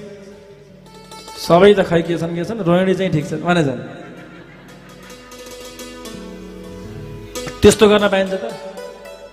सबै छोरीलाई मैले कन्यादान गरेर दिएको हो, सबैलाई बराबर माया गर्नुपर्छ। चन्द्रमाले भने लाग्दैन त के गरौँ भने, लाग्न पर्यो नि माया त, लाग्दैन भनेर त भएन नि ज्वाइँ साहब, माया मान्नु पर्यो। जबरजस्ती छ भने छ, जबरजस्ती। माया त लाग्ने कुरा हो, गर भनेर गर्ने कुरा हो। अनि माया नगर्ने भए किन बिहा गरे त? वापस गरिदिउँ भने झन् वापस ल्याएर कहाँ राख्ने बिहा गरेकी छोरीलाई? हेर्नुहोस् भाइ साहब, राम्रोसँग स्नेह गर्नुहोस्, केयर गर्नुहोस्, खुवाउनुहोस्, पिलाउनुहोस्। खुवाएकै छु त, मोटाएर हात्ती चाहिँ भएको छन् सबै। समय पो दिन नसक्या हो त, समय पनि दिनु पर्यो नि भाइ साहब भनेर खुब सम्झाएको। के भने दक्ष उवाच श्रूयतां चन्द्र यत्पूर्वं प्रार्थितो बहुधा मम न मानितं त्वया यस्मात् तस्मात् त्वं चक्षै भव। ए ज्वाइँ भन्ने भएछ, धेरै आफ्नो ठाउँबाट विचलित हुने काम नगर्नुहोस्। यदि बढी हुनुभयो भने ज्वाइँको टोपी समातेर रुवाई रुवाई पार्न नपरोस्। दक्ष प्रजापति डर लाग्दा पनि त्यो ताकतवर पनि। चन्द्रमाले भने, ए ससुराबा के बोलेको यस्तो यस्तो बोल्ने हो ज्वाइँसँग? तिमीले मेरी छोरीलाई माया गर्ने कि नगर्ने? कडा पनि हुनुपर्छ। छोरीको हकमा अलिकति बाबुआमा कडा भएन भने छोरी दुःख पाउँछ। कहिले काहीँ हुनु पर्दाखेरि अलिक कडा पनि हुनुपर्छ, हल्का हुने होइन। भक्त वत्सल भगवानको जस्तै छोरी भए पनि घरमा जति काम गरेर बसेको भए पनि बिहे गर्ने बेलामा मेरी छोरीले पटक्कै काम गरेकै छैन, काम गर्न सक्दिन, एकदम मैले पुल ल्याएर पालेको भन्छन् जसले पनि हो कि। घरमा घिसाएर भाँडा घिसाएर राखे पनि बिहे गर्ने बेलामा मेरो छोरीलाई पुल ल्याएर राख्या हो, केही काम गरेकै छैन। त्यो त मलाई थाहा छ नि, हातका ठेलाले बताउँछन् काम गरेको छैन भन्ने कुरो त भन्ने शब्द हो त्यो। राम्रोसँग पाल्नुहुन्छ, पाल्नकै लागि लान्ला त हो। उसले मलाई पाले पनि भयो, मैले उसलाई पाले पनि भयो, कुरा एउटै हो। तर यहाँ दक्ष प्रजापतिले बडा गजब कुरा गरे। यदि मेरी छोरीलाई स्नेह गर्ने होइन भने म तिमीलाई श्राप दिन्छु, तिमी क्षयरोगी भएर बस जाऊ। जब मेरा सन्तानलाई, मेरा छोरीहरूलाई स्नेह नगर्ने भएपछि तिम्रो यो सुन्दर शरीर के काम? तिम्रो शरीरमा क्षय रोग लागोस्। क्षय भन्ने थाहा छ यहाँलाई? क्षय रोग भनेको शरीर कुहिने, शरीरमा फोडा फुन्सीहरू हुने, कुहिएर झर्ने के कुष्ठरोग। कुष्ठरोग।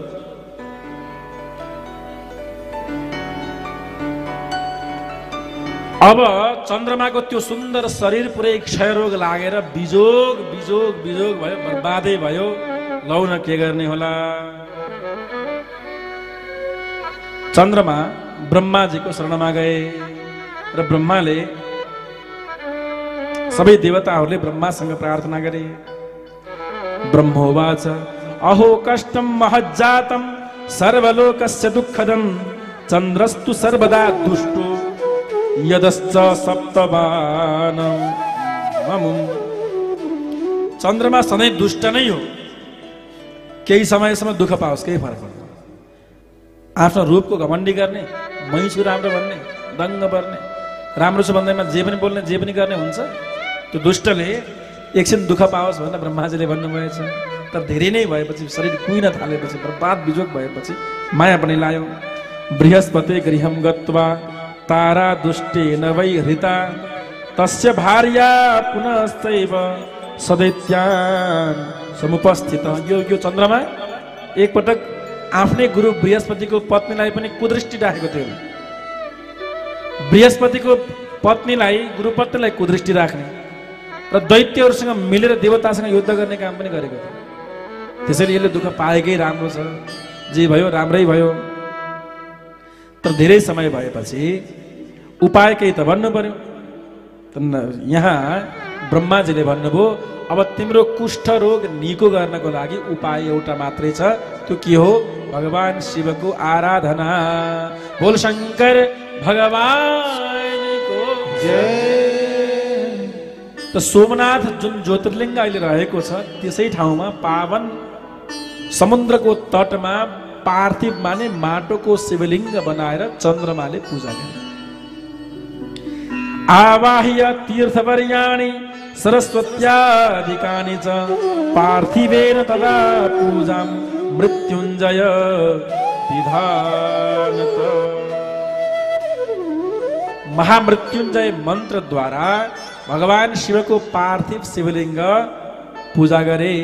सोमनाथ भगवानको जुन मन्दिर अहिले रहेको छ त्यसै ठाउँमा महामृत्युञ्जय मन्त्र। आउनुहोस् हामी पनि 2-4 पटक महामृत्युञ्जय मन्त्र जपौँ। जुन मन्त्र चन्द्रमाले जपेर भगवान शिवको परम कृपा प्राप्त गरे भनिन्छ। मृत्युको मुखमा पुगेको मान्छेले पनि यो महामृत्युञ्जय जप गर्यो भने उसको मृत्यु हुँदैन, अकालमा मर्नु पर्दैन। महामृत्युञ्जय मन्त्र। ओम त्र्यम्बकं यजामहे सुगन्धिं पुष्टिवर्धनम् उर्वारुकमिव वन्दना मृत्युर्मोक्षीयमामृता ॐ त्र्यम्बकं यजामहे सुगन्धिं पुष्टिवर्धनम् उर्वारुकमिव वन्दना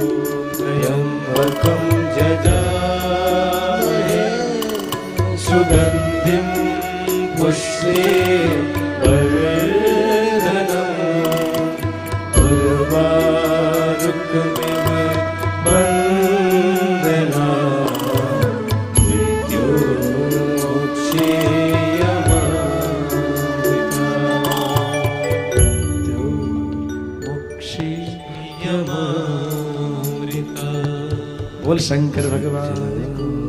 तो महामृत्युंजय मंत्र जप गरे भगवान शंकर प्रकटित भएर आउनुभयो र चन्द्रमाको क्षय रोगलाई निको पार्दिनु भयो र शंकर भगवानले भन्नुभयो म प्रसन्न भएँ, के चाहन्छौ वरदान माग। चन्द्रमाले भने यदि प्रसन्नो देवेश किमसाध्यं भवेन् मम तथापि मे शरीरस्य क्षयं वारय शंकर।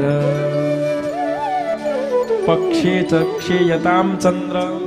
भगवान शंकरले आशीर्वाद दिनुभयो, एक पक्षमा तिम्रो कलाहरू अथवा तिम्रो स्वरूप बढ्दै बढ्दै बढ्दै जान्छ र अर्को पक्षमा घट्दै घट्दै घट्दै जान्छ। तिम्रो क्षय रोग चाहिँ निको होस्, तिमी सदा पूज्य बन भनेर भगवान शंकरले आशीर्वाद दिनुभयो। देवताहरूले भगवान शंकरको स्तुति गाए। देवदेव महादेव परमेश नमोस्तुते उमया सहित शंभो स्वामिन् अत्र स्थितो भव। प्रभु हजुर प्रकटित हुनुभएको छ, अब यहाँ स्थित हुनु पर्यो भनेपछि भगवान शंकर स्वयं पिण्डीको रूपमा, शिवलिङ्गको रूपमा, शिवलिङ्ग भनेको मैले पहिले भनिसकेँ निराकार रूपमा भगवान त्यहाँ प्रकटित भएर बस्नुभयो। बोल सोमनाथ भगवानको। सोमेश्वरश्च नाम्ना सिद्धिख्यातो भुवनत्रये क्षयकुष्ठादिरोगाणां नाशकः भोजनाद्विजा। अब कसैलाई क्षयरोग लागेको छ, कुष्ठरोग लागेको छ, शरीरको कुनै चर्मरोग लागेको छ भने सोमनाथमा गएर दर्शन गर्ने र त्यहाँ कुण्ड रहेको छ। के कुण्ड? चन्द्रकुण्ड। चन्द्रकुण्ड रहेको छ। त्यो चन्द्रकुण्डमा स्नान गर्यो भने शरीरका सबै रोगहरू, लुतो पिलो खटिरा सबै जय सियारा। लुतो आएको छ भने जान पर्यो सोमनाथ। शरीरमा त्यस्तो छ भने केही छ? मुसामुसी पनि जान्छ अरे ल। हो भक्तवत्सल भगवानको शरीरमा मुसा आएको छ, शरीरमा चर्मरोग, कुनै पनि चर्मरोग छ्याक्कै खुलुत्तै गयो। अनि पापहरू पनि क्षयरोग निको हुनु भनेको पापहरू जीवनका सबै सङ्कटहरू कष्टहरू पनि निवारण हुन्छ। भगवानको बडा गजब हो यो शिवलिङ्ग सोमेश्वरको चरित्र उत्पत्ति सम्बन्धी कथा यहाँ श्रवण गराउनु भयो भक्तवत्सल भगवानको। अब यसपछि मल्लिकार्जुन ज्योतिर्लिङ्गको उत्पत्ति विषयमा कथा छ। नारदजीले कार्तिकेयलाई भन्नुभएको छ, कार्तिकेय तिमीलाई त भगवान शङ्करले माता पार्वतीले कम माया गर्नुहुँदो रहेछ, गणेशलाई पूज्य बनाइदिनु भयो, गणेशको बिहे पनि भइसक्यो। कार्तिकेय युद्ध गर्न गएको बेलामा देवताहरूलाई सहायता गर्न गएको बेलामा गणेश भगवानको विवाह भयो रिद्धि सिद्धिसँग। अनि तिमीलाई माया पनि नगर्ने, तिमी जेठो छोरो हो कि होइन हो, अनि पहिले कान्छीको बिहे गरिदिने, तिमीलाई त माया गर्ने आइन्छ भनेर भड्काइदिनु भएछ नारदजीले। कार्तिकेय रिसाएर बुम परेर गयो, घर छोडे, कैलाशगिरी पर्वत छोडे र अन्तै गएर बसे। कहाँ बसे त भन्दा एउटा पर्वतमा गएर बसे, जुन पर्वतको नाम के थियो त भन्दा जगामम पर्वतम क्रौञ्चम पितृभ्याम बारितोपि क्रौञ्च नाम गरेको पर्वतमा गएर बसे, रिसाएर बुम परेर गएर बसे भक्तवत्सल भगवानको। अब माता पार्वती साह्रै दुखी हुनुभयो, भगवान शङ्कर पनि छोरोले घर छोडे जस्तो पीडा हुन्छ, छोरोले घर छोड्दा बडा पीडा हुन्छ। माता पार्वती मल्लिका भएर आउनुभयो र भगवान शङ्कर अर्जुन भए। छोरोले घर छोडे पनि छोरोको मायाले कहाँ छोड्छ, छुट्टै रूप लिएर जहाँ कार्तिकेय बसेका छन् त्यही नै भगवान शङ्कर र माता पार्वती आफ्नो छोरोको केयर गर्नको लागि रूप बदलेर पनि त्यहाँ बस्नुभयो, केयर गर्नुभयो, स्नेह गर्नुभयो, हुर्किँदरीसम्म खुब स्नेह गर्नुभयो। र अहिले पनि त्यो पर्वतमा भगवान शङ्कर र माता पार्वती सदैव रहनुहुन्छ। यसको नाम के हो? मल्लिकार्जुन। बोल मल्लिकार्जुन भगवानको। पुत्र स्नेहा तुरौ तो वै शिवौ पर्वणि पर्वणि दर्शनार्थम कुमारस्य स्वपुत्र सही गच्छतः। त अहिलेसम्म पनि कार्तिकेयजी र भगवान शङ्कर र माता पार्वती त्यहाँ बस्नुहुन्छ, जसको नाम मल्लिकार्जुन शिवलिङ्ग रहेको छ। यसरी यसपछि महाकालेश्वर ज्योतिर्लिङ्गको प्रकट सम्बन्धी कथा सुनाउनुहुन्छ। थुप्रै दैत्यहरू बढे। रत्नमाला पर्वतमा दूषण नाम गरेको राक्षस थियो।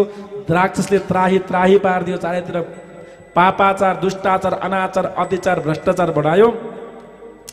र अवन्तिका उज्जैन नगरीमा एकजना ब्राह्मण बस्दथे, बहुतै पुण्यात्मा थिए, भगवान शिवका भक्त थिए। सबै राक्षसले सबै यज्ञ आदि बन्द गर्दै, भगवानको पूजा बन्द गर्दै त्यहाँ पुगे। हे शिवका भक्तहरू पूजा बन्द गर भन्दै थिए।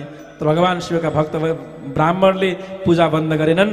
शिवलिङ्गबाट नै जहाँ पूजा भइरहेको थियो त्यहाँ महाकालेश्वरको त्यो ठाउँ धसिएछ। अहिले पनि त्यस्तै छ। महाकालेश्वरमा बडा गजब ठाउँ छ, बहुतै पावन ठाउँ छ। त्यहाँको जुन मन्दिर छ नि, मन्दिर जमिन मुनि छ। पुग्नु भएको छ कोही? हातमाथि गर्नुहोस् त। ए पुग्नु भएको छ, कति भाग्य छ। त्यो महाकालेश्वर ज्योतिर्लिङ्ग जुन छ त्यो शिवलिङ्ग तल छ जमिन मुनि। यसो लाइन लाएर जानुपर्छ, तल तल तल तल गएर मन्दिर चाहिँ माथि छ, शिवलिङ्ग तल, त्यस्तो छ। त्यो शिवलिङ्गको जुन मन्दिरको बाहिरपट्टि चौर छ नि, चौको छ। पुग्नु भएको छ यहाँहरू? मन्दिरको जस्ट भित्रै चौको छ नि, त्यो चौकोमा बसेर 6 महिनासम्म रुद्री पाठ गरेको छ। बोल महाकालेश्वर भगवानको। त्यहाँ बसेर पनि साधना गरिएको छ, भगवानको सेवा गरिएको छ भगवान श्री महाकालेश्वरको। भगवान महाकालेश्वर त्यो शिवलिङ्गबाट प्रकट भएर आउनुभयो। ब्लाम पड्के चाहिँ आएर सबै दैत्यहरूलाई, राक्षसलाई उचाल्दै पछार्दै राम धुलाइ गर्नुभयो। उचाल्दै पछार्दै धोबी पड्के चाहिँ, धोबीले कपडा पछारे चाहिँ खुट्टो समात्दै टाउको पञ्चर पार्दै भगवानले यसरी उद्धार गर्नुभयो। कथा बडा मिठो छ। यसरी भगवान महाकालेश्वरको उत्पत्ति सम्बन्धी कथा यहाँ श्रवण गराइयो भक्तवत्सल भगवानको। यसपछि गएर क्रमशः ओंकारेश्वर ज्योतिर्लिङ्गको उत्पत्ति सम्बन्धी कथाहरू र यो ओंकारेश्वर ज्योतिर्लिङ्ग सम्बन्धी कथाको विषयमा बहुतै पावन कथा छ। अब समय छैन, म सबैलाई प्रणाम गर्दै, सबै ज्योतिर्लिङ्गहरूलाई नमन गर्दै प्रणति गर्दै भविष्यमा शिवपुराण सविस्तार फेरि सुनाउला। भगवानले चाहनुभयो भने, भगवान श्री पशुपतिनाथले चाहनुभयो भने श्रावण महिनामा, जस्तो गत वर्ष भएको थियो नि अभिषेक, को आउनु भएको थियो अभिषेकमा? त्यत्रो अभिषेकमा यहाँहरू आउनु भएन? को आउनुभयो? ल ठिक छ। यो वर्ष पनि त्यस्तै अभिषेक, अतिरुद्राभिषेक गर्ने योजना छ। यो वर्ष अलि फरक ढङ्गले, बिहानमा 3 घण्टा अभिषेक, दिउँसोमा 3 घण्टा शिव पुराण कथा 1 महिनासम्म। त्यो मैले नै फेरि हाम्रो पूज्य श्रीवास कृष्णदास ब्रह्मचार्यजी हाम्रो जुन संस्था छ के अरे जगन्नाथ फाउन्डेसन रूपानुगा परा विद्यापीठ उहाँहरूले गर्ने हो, आयोजक उहाँहरू हो, कथा गर्ने चाहिँ मैले हो। फेरि बोल शङ्कर भगवान पहिले भनिसक्नु भएको छ महाराजजी।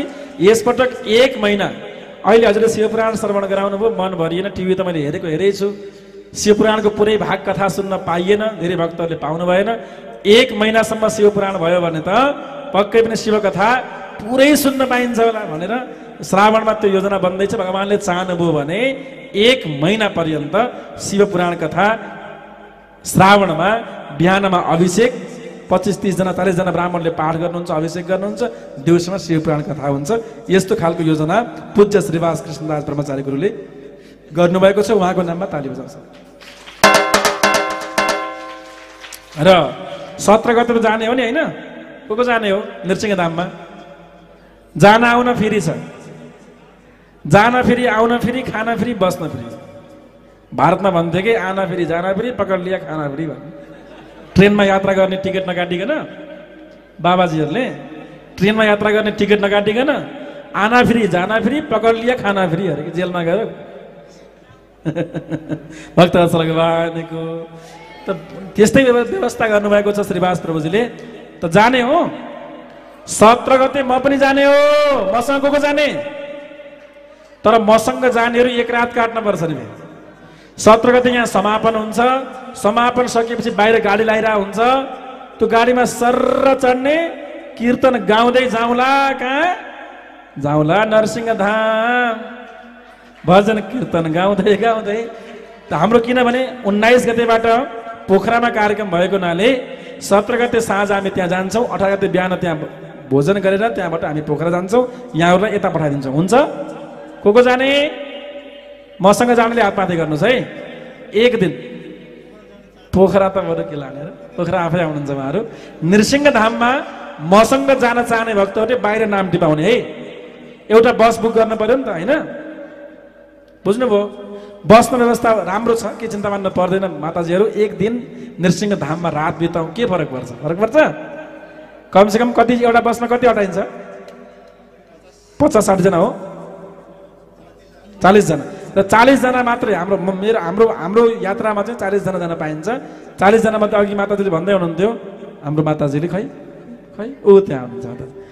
हामी के गर्ने, यहाँ समापन पनि रहेछ 17 गते, उहाँ पनि जान मन छ भन्दै हुनुहुन्थ्यो। मैले यो निराकरण यहाँ बसी चिन्तन गरेँ, म पनि जानै पर्ने छ। आखिर 1 बजे यहाँ कार्यक्रम सकिन्छ अनि 1:30 बजे हामी यहाँ हिँड्यौँ भने 2, 3, 4, 5, 5:30, 4-5 बजेतिर हामी पुगिन्छ। अनि त्यो दिन पनि दर्शन हुन्छ। गएर बुढीगङ्गा स्नान गर्ने, सङ्गमतिर जाने, जङ्गल त्यहाँ जङ्गल बाहेक केही छैन। बडा रमाइलो ठाउँ छ, बहुतै गजब ठाउँ छ। त्यहाँ घुम्ने, बस्ने, रमाउने। अर्को दिन बिहान पनि प्रसाद गर्ने, आरती गर्ने र त्यहाँबाट हामी चाहिँ पोखरा जान्छौँ। यहाँहरू यता आउने। हुन्छ? गाडी व्यवस्था हुन्छ, गाडी व्यवस्था हुन्छ, चिन्ता नमान्नु होला। तर जान चाहने भक्तहरूले सचिवालयमा नाम चाहिँ टिपाउनु होला। अघिल्लो दिन चाहने भक्तहरूले पनि नाम टिपाउनु होला। अघिल्लो दिन गएर पनि बस्न मिल्छ। भक्तवत्सल भगवानको। र अर्को कुरा, आज अब कथा सकिँदैछ, अब 10 मिनटभन्दा बढी हामीसँग छैन। र आज म देवघाट जाँदैछु, अप्पर झट जानै पर्ने भयो। भर्खर टिकट काटिएर अब 3 बजेको फ्लाइट छ, जानै पर्ने भयो। किन पर्ने भयो यहाँलाई थाहा छँदैछ होइन? थाहा छैन? थाहा छ, थाहा छ, थाहा हुनुपर्छ। हजुर हाम्रै काम गर्नको लागि जाने हो। र देवघाट जाँदैछु आज म। 1-2 दिन देवघाट रहनेछु। भोलिबाट हाम्रो सुरज कौडिन्य गुरुको मुखारविन्दबाट सङ्गीतमय श्रीमद् भागवत कथा हुनेछ। यहाँहरू सबै आउनुहोला। कथाको समय 10 देखि 1 रहनेछ, किनभने 1 बजेबाट इटहरीबाट कथा लाइभ हुने भएको हुनाले 10 देखि 1 बजेसम्म यहाँ कार्यक्रम रहन्छ। मायागर नेपालको कार्यक्रम 1 बजेबाट लाइभ रहनेछ। यहाँले घर बसिकन त्यो कार्यक्रम पनि हेर्नुहोला। मायागरलाई खुब माया गर्नुहोला, तर यो पनि निवेदन छ। भक्तवत्सल भगवानको जय। जस्तो कि भोलिबाट सुरज कौडिन्य गुरुले गर्नु 7 दिनसम्म गर्नुहुन्छ कथा। त्यो 7 दिन पछि अलिकति समय रहन्छ। कति दिन रहन्छ कुनै 4 गतेसम्म। सुरज गुरुको भोलि कति गते? 22, 23, 24, 25, 26, 27, 28 सम्म होइन? कतिको छ महिना? 29, 30, 1, 2, 3, 3, 4, 5 दिन समय रहने रहेछ बिचमा त्यो 5 दिनको लागि चाहिँ अब हेरौँ म आफै पनि गर्न सक्छु। यदि मैले गरेँ भने चाहिँ अष्टम स्कन्द भागवत अष्टम स्कन्द बडा मिठो कथा छ। अब सबै भागवत गर्न सकिँदैन, एउटा स्कन्द चाहिँ मैले कथा 4-5 दिनको जुन ग्याप छ त्यसमा अब मैले समय भयो भने मै आउँछु, यदि मलाई समय भएन भने कुनै गुरुलाई फेरि रिक्वेस्ट गर्नुपर्ने हुनसक्छ। हेरौँ भगवत इच्छा जे होला। भक्त भगवानको 4 गतेबाट हाम्रो किशोर शरणजी महाराजजीले कथा गर्नुहुन्छ। त्यो कथा रहनेछ कृष्ण कथा भागवत 10 स्कन्द। रामकथा गरौँ कि पनि भन्दै हुनुहुन्थ्यो, मैले हजुरलाई जे उपयुक्त लाग्छ त्यही गर्नु भने उहाँले ठिकै छ, समय पनि कम छ, 7 दिनमा के कथा गर्नु, 10 स्कन्दको कृष्ण कथा मात्रै गर्छु 7 दिन भनेर भन्नुभएको छ। खै ताली बजाएको। हाम्रो पूज्य अत्यन्त मिठो कथा गर्नुहुन्छ पूज्य किशोर शरण सुवेदीजी महाराजजीले 4 देखि 4, 5, 6, 7, 8, 9, 10 गतेसम्म 7 दिन उहाँको प्रवचन रहनेछ। र चैत्रको 11 गतेबाट श्रीमद् भागवत कथा पुरै भागवत समापन सत्र, हवन पनि प्रारम्भ हुन्छ। सबैले 11 गते यहाँ कलश स्थापना गर्ने, आफ्ना पितृको फोटो ल्याएर स्थापना गर्ने।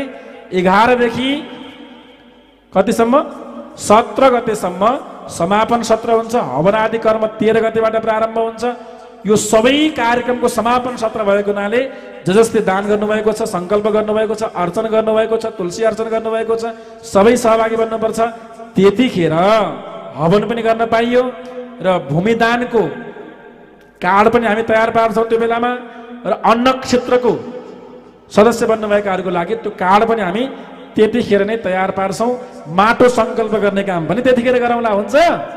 भक्त भगवानको र समापन सत्र 11 गतेबाट रहने कुरा पनि मैले यहाँहरूलाई जानकारी गराएँ। बाँकी केही कुरा भयो भने पुनः यहाँहरूसँग जोडिनेछु। म आज देवघाट गए तापनि भोलि या पर्सिमा फर्किन्छु। पर्सि निकबर्सतिर फेरि म पूर्वाञ्चलतिर जान्छु, इटहरीतिर हुँदै मायाघर हुँदै त्यहाँबाट बिर्तामोड जानुपर्नेछ। त्यहाँ पनि संस्थाको लागि भूमिदान प्राप्त भएको छ। त्यहाँ पनि आश्रम, पूर्वाञ्चलको आश्रम बनाउने योजना छ। त्यसको लागि त्यो जमिन पनि लिनुपर्ने भएको हुनाले, संस्थाको नाममा पास गर्नुपर्ने भएको हुनाले पूर्वाञ्चलतिर जान्छु। र त्यो सबै काम सकेर म सम्भावना भएसम्म त्यो बिचको 5 दिन चाहिँ अष्टम स्कन्दको चर्चा हामी गर्नेछौँ। भक्तवत्सल भगवानको जय, कृष्ण कन्हैया लालको जय। यहाँ सबैको दिन शुभ रहोस्, जीवन शुभ रहोस्, भगवानको भक्ति खुब बढोस्। भोलिबाट आउने नआउने काम चाहिँ नगर्नु होला, सबै आउनु होला, कथा सुन्नु होला। यहाँहरूको अभ्यास बसेको छ है, निरन्तर कथा सुन्ने अभ्यास बसेको छ। सुरज कौडिन्य गुरुको कथा बहुतै मिठो कथा भन्नुहुन्छ, विद्वान हुनुहुन्छ, एकदम विद्वान पनि हुनुहुन्छ, युवा हुनुहुन्छ, बहुतै प्यारो कथा गर्नुहुन्छ। भागवतको पुस्तक पनि लेख्नुभएको छ उहाँले। त्यस कारणले हामी सम्मान गर्ने, युवाहरूलाई सम्मान गर्नुपर्छ, अब उदयमान ताराहरूलाई स्नेह गर्नुपर्छ भन्ने मान्यता राख्ने व्यक्ति हौँ। यहाँहरूको पनि त्यो भावना रहोस् भन्ने भगवानसँग प्रार्थना गर्दै अब सम्मान कार्यक्रम जोड्नु न हाम्रो उद्घोषकजीलाई अनुरोध गर्न चाहन्छु। भक्त भगवानको जय। हरिओम। शुभस्त श्रद्धालु भक्त महानुभावहरू, 11 दिनको सिंह बसाइमा रहेर हामी श्रद्धेय महाराष्ट्रीका मुखारबिन्दबाट शिव महापुराणका कथाहरू विधिसँग ढङ्गबाट यहाँले श्रवण गर्ने हामी सबैले अवसर प्राप्त गऱ्यौँ र सुन्दर ऐतिहासिक अवसर प्राप्त भएको छ। र हाम्रो श्रद्धेय मूलकर्ता राधा विष्ट आमाले यो सुयोग्य अवसर हामी सबै मनलाई प्रदान गर्नुभयो। आमाप्रति म अन्तर्हृदयबाट हार्दिक सम्मान गर्दै सबैले जोडदार तालिका साथ सम्मान गर्दै आउनुहोस्। अबको क्रममा भने अब राधा माताजी मञ्चमा आउनुलाई अर्चन यसो गर्नुपर्छ। तिल ल्याउन चाहिँ छैन, ल्याउनु भएको छ। हाम्रो राधा आमाको नाममा विशेष गरी ताली बजाउँ सबैले।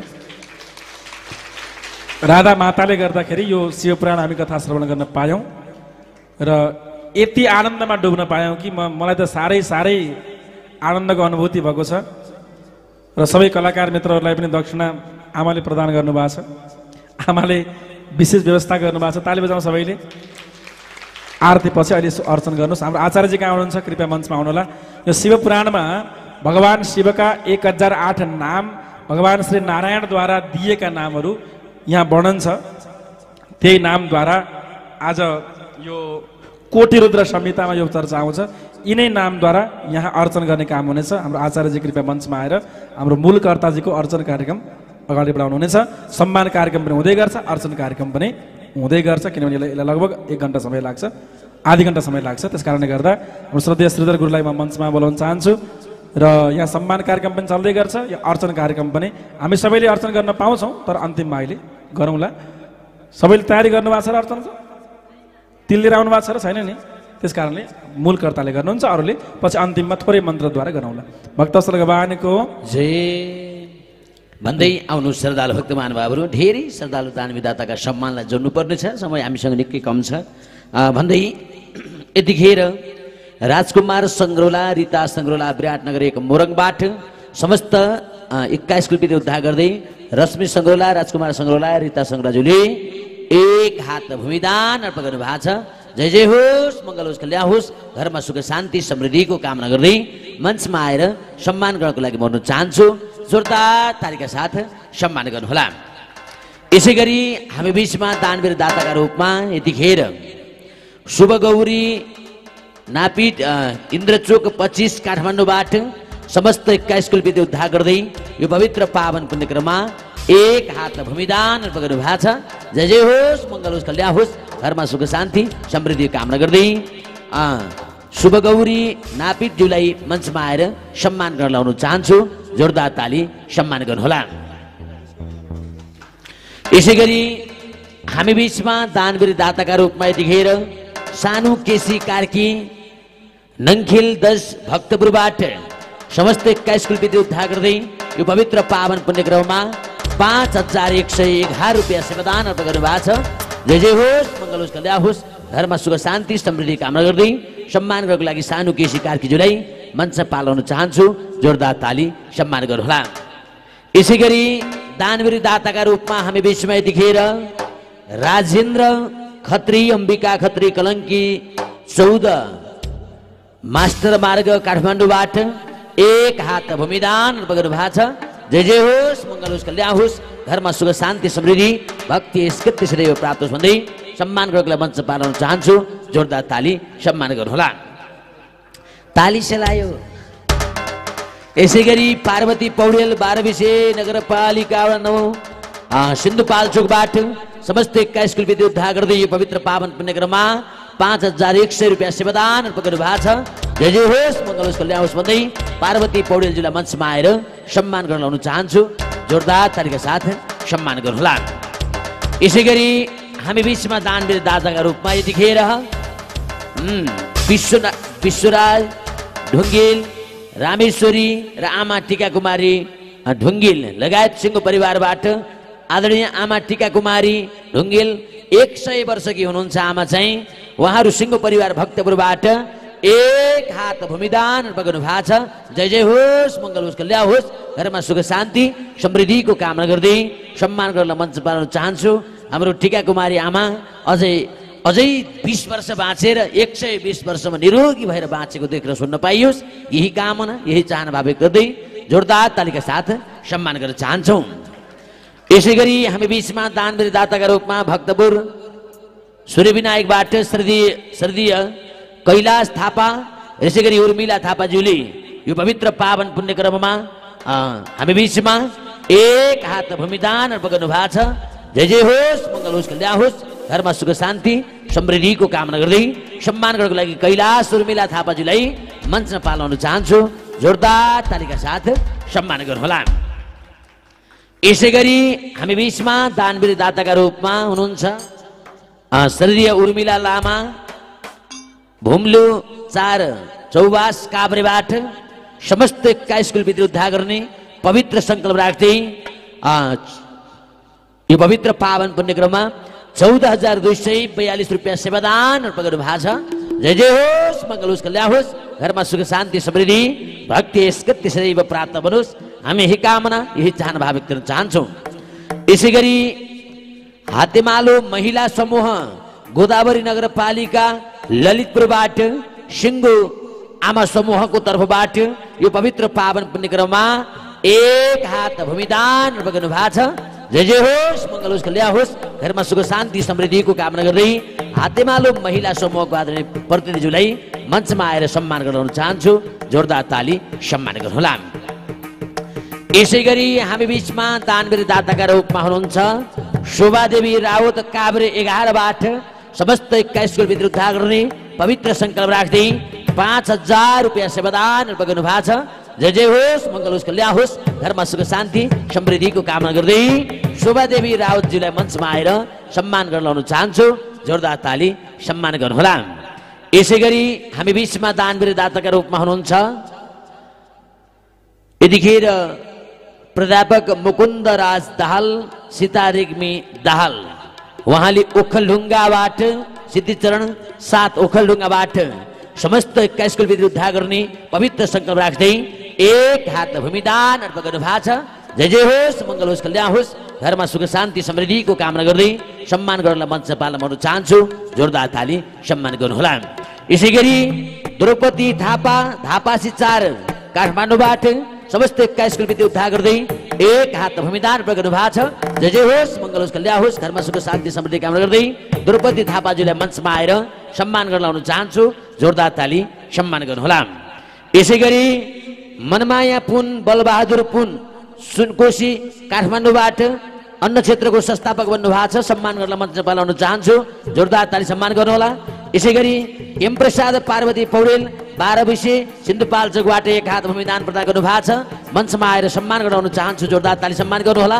यसै गरी हामी बीचमा सावित्री गौतम पुरुषोत्तम गौतम स्विचाचार 7 काठमाडौँबाट एक हात भूमिदान अर्पण गर्नु भएको छ। जोरदार ताली सम्मान गर्दै मञ्चमा आएर सम्मान गर्न लाउन चाहन्छु। जोरदार ताली सम्मान गर्नुहोला।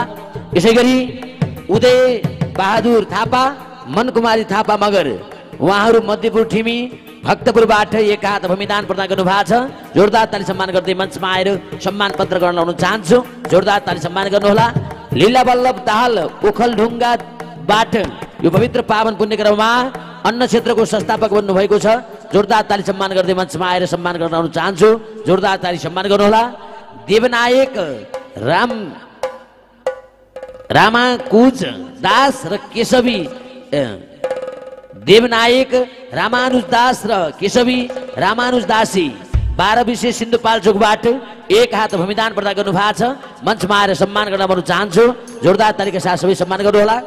यसै गरी हामी बीचमा श्रद्धेय दानवीर दाताका रूपमा मैया गौतम स्विटाचार काठमाडौँबाट एक हात भूमिदान अर्पण गर्नु भएको छ।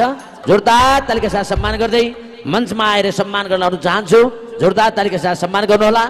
यसै गरी हामी बीचमा गंगा गौतम स्विटाचार काठमाडौँबाट एक हात भूमिदान अर्पण गर्नु भएको छ। जोरदार तालिका साथ सम्मान गर्दै गंगा गौतमजीलाई सम्मान गराउन चाहन्छु। जोरदार ताली सम्मान गर्नुहोला। यसै गरी हामी बीचमा दानवीर दाताका रूपमा यतिखेर तेजराज अधिकारी टीका कुमारी अधिकारी चागुनारायण भक्तपुरबाट एक हात भूमिदान अर्पण गर्नु भएको छ। सम्मान गर्नलाई मञ्च पालन चाहन्छु। जोरदार ताली सम्मान गर्नुहोला। यसै गरी विष्णु भक्त तन्डुकार कुपनटोल 1 ललितपुरबाट एक हात भूमिदान अर्पण गर्नु भएको छ। जोरदार तालिका साथ सम्मान गर्दै सम्मान गर्नको लागि मञ्च पालन चाहन्छु। जोरदार तालिका साथ सम्मान गर्नुहोला। यसै गरी विष्णु कार्की तारकेश्वर काठमाडौँबाट ब्राह्मण भोजनको पवित्र कर्ममा जोडिनु भएको छ।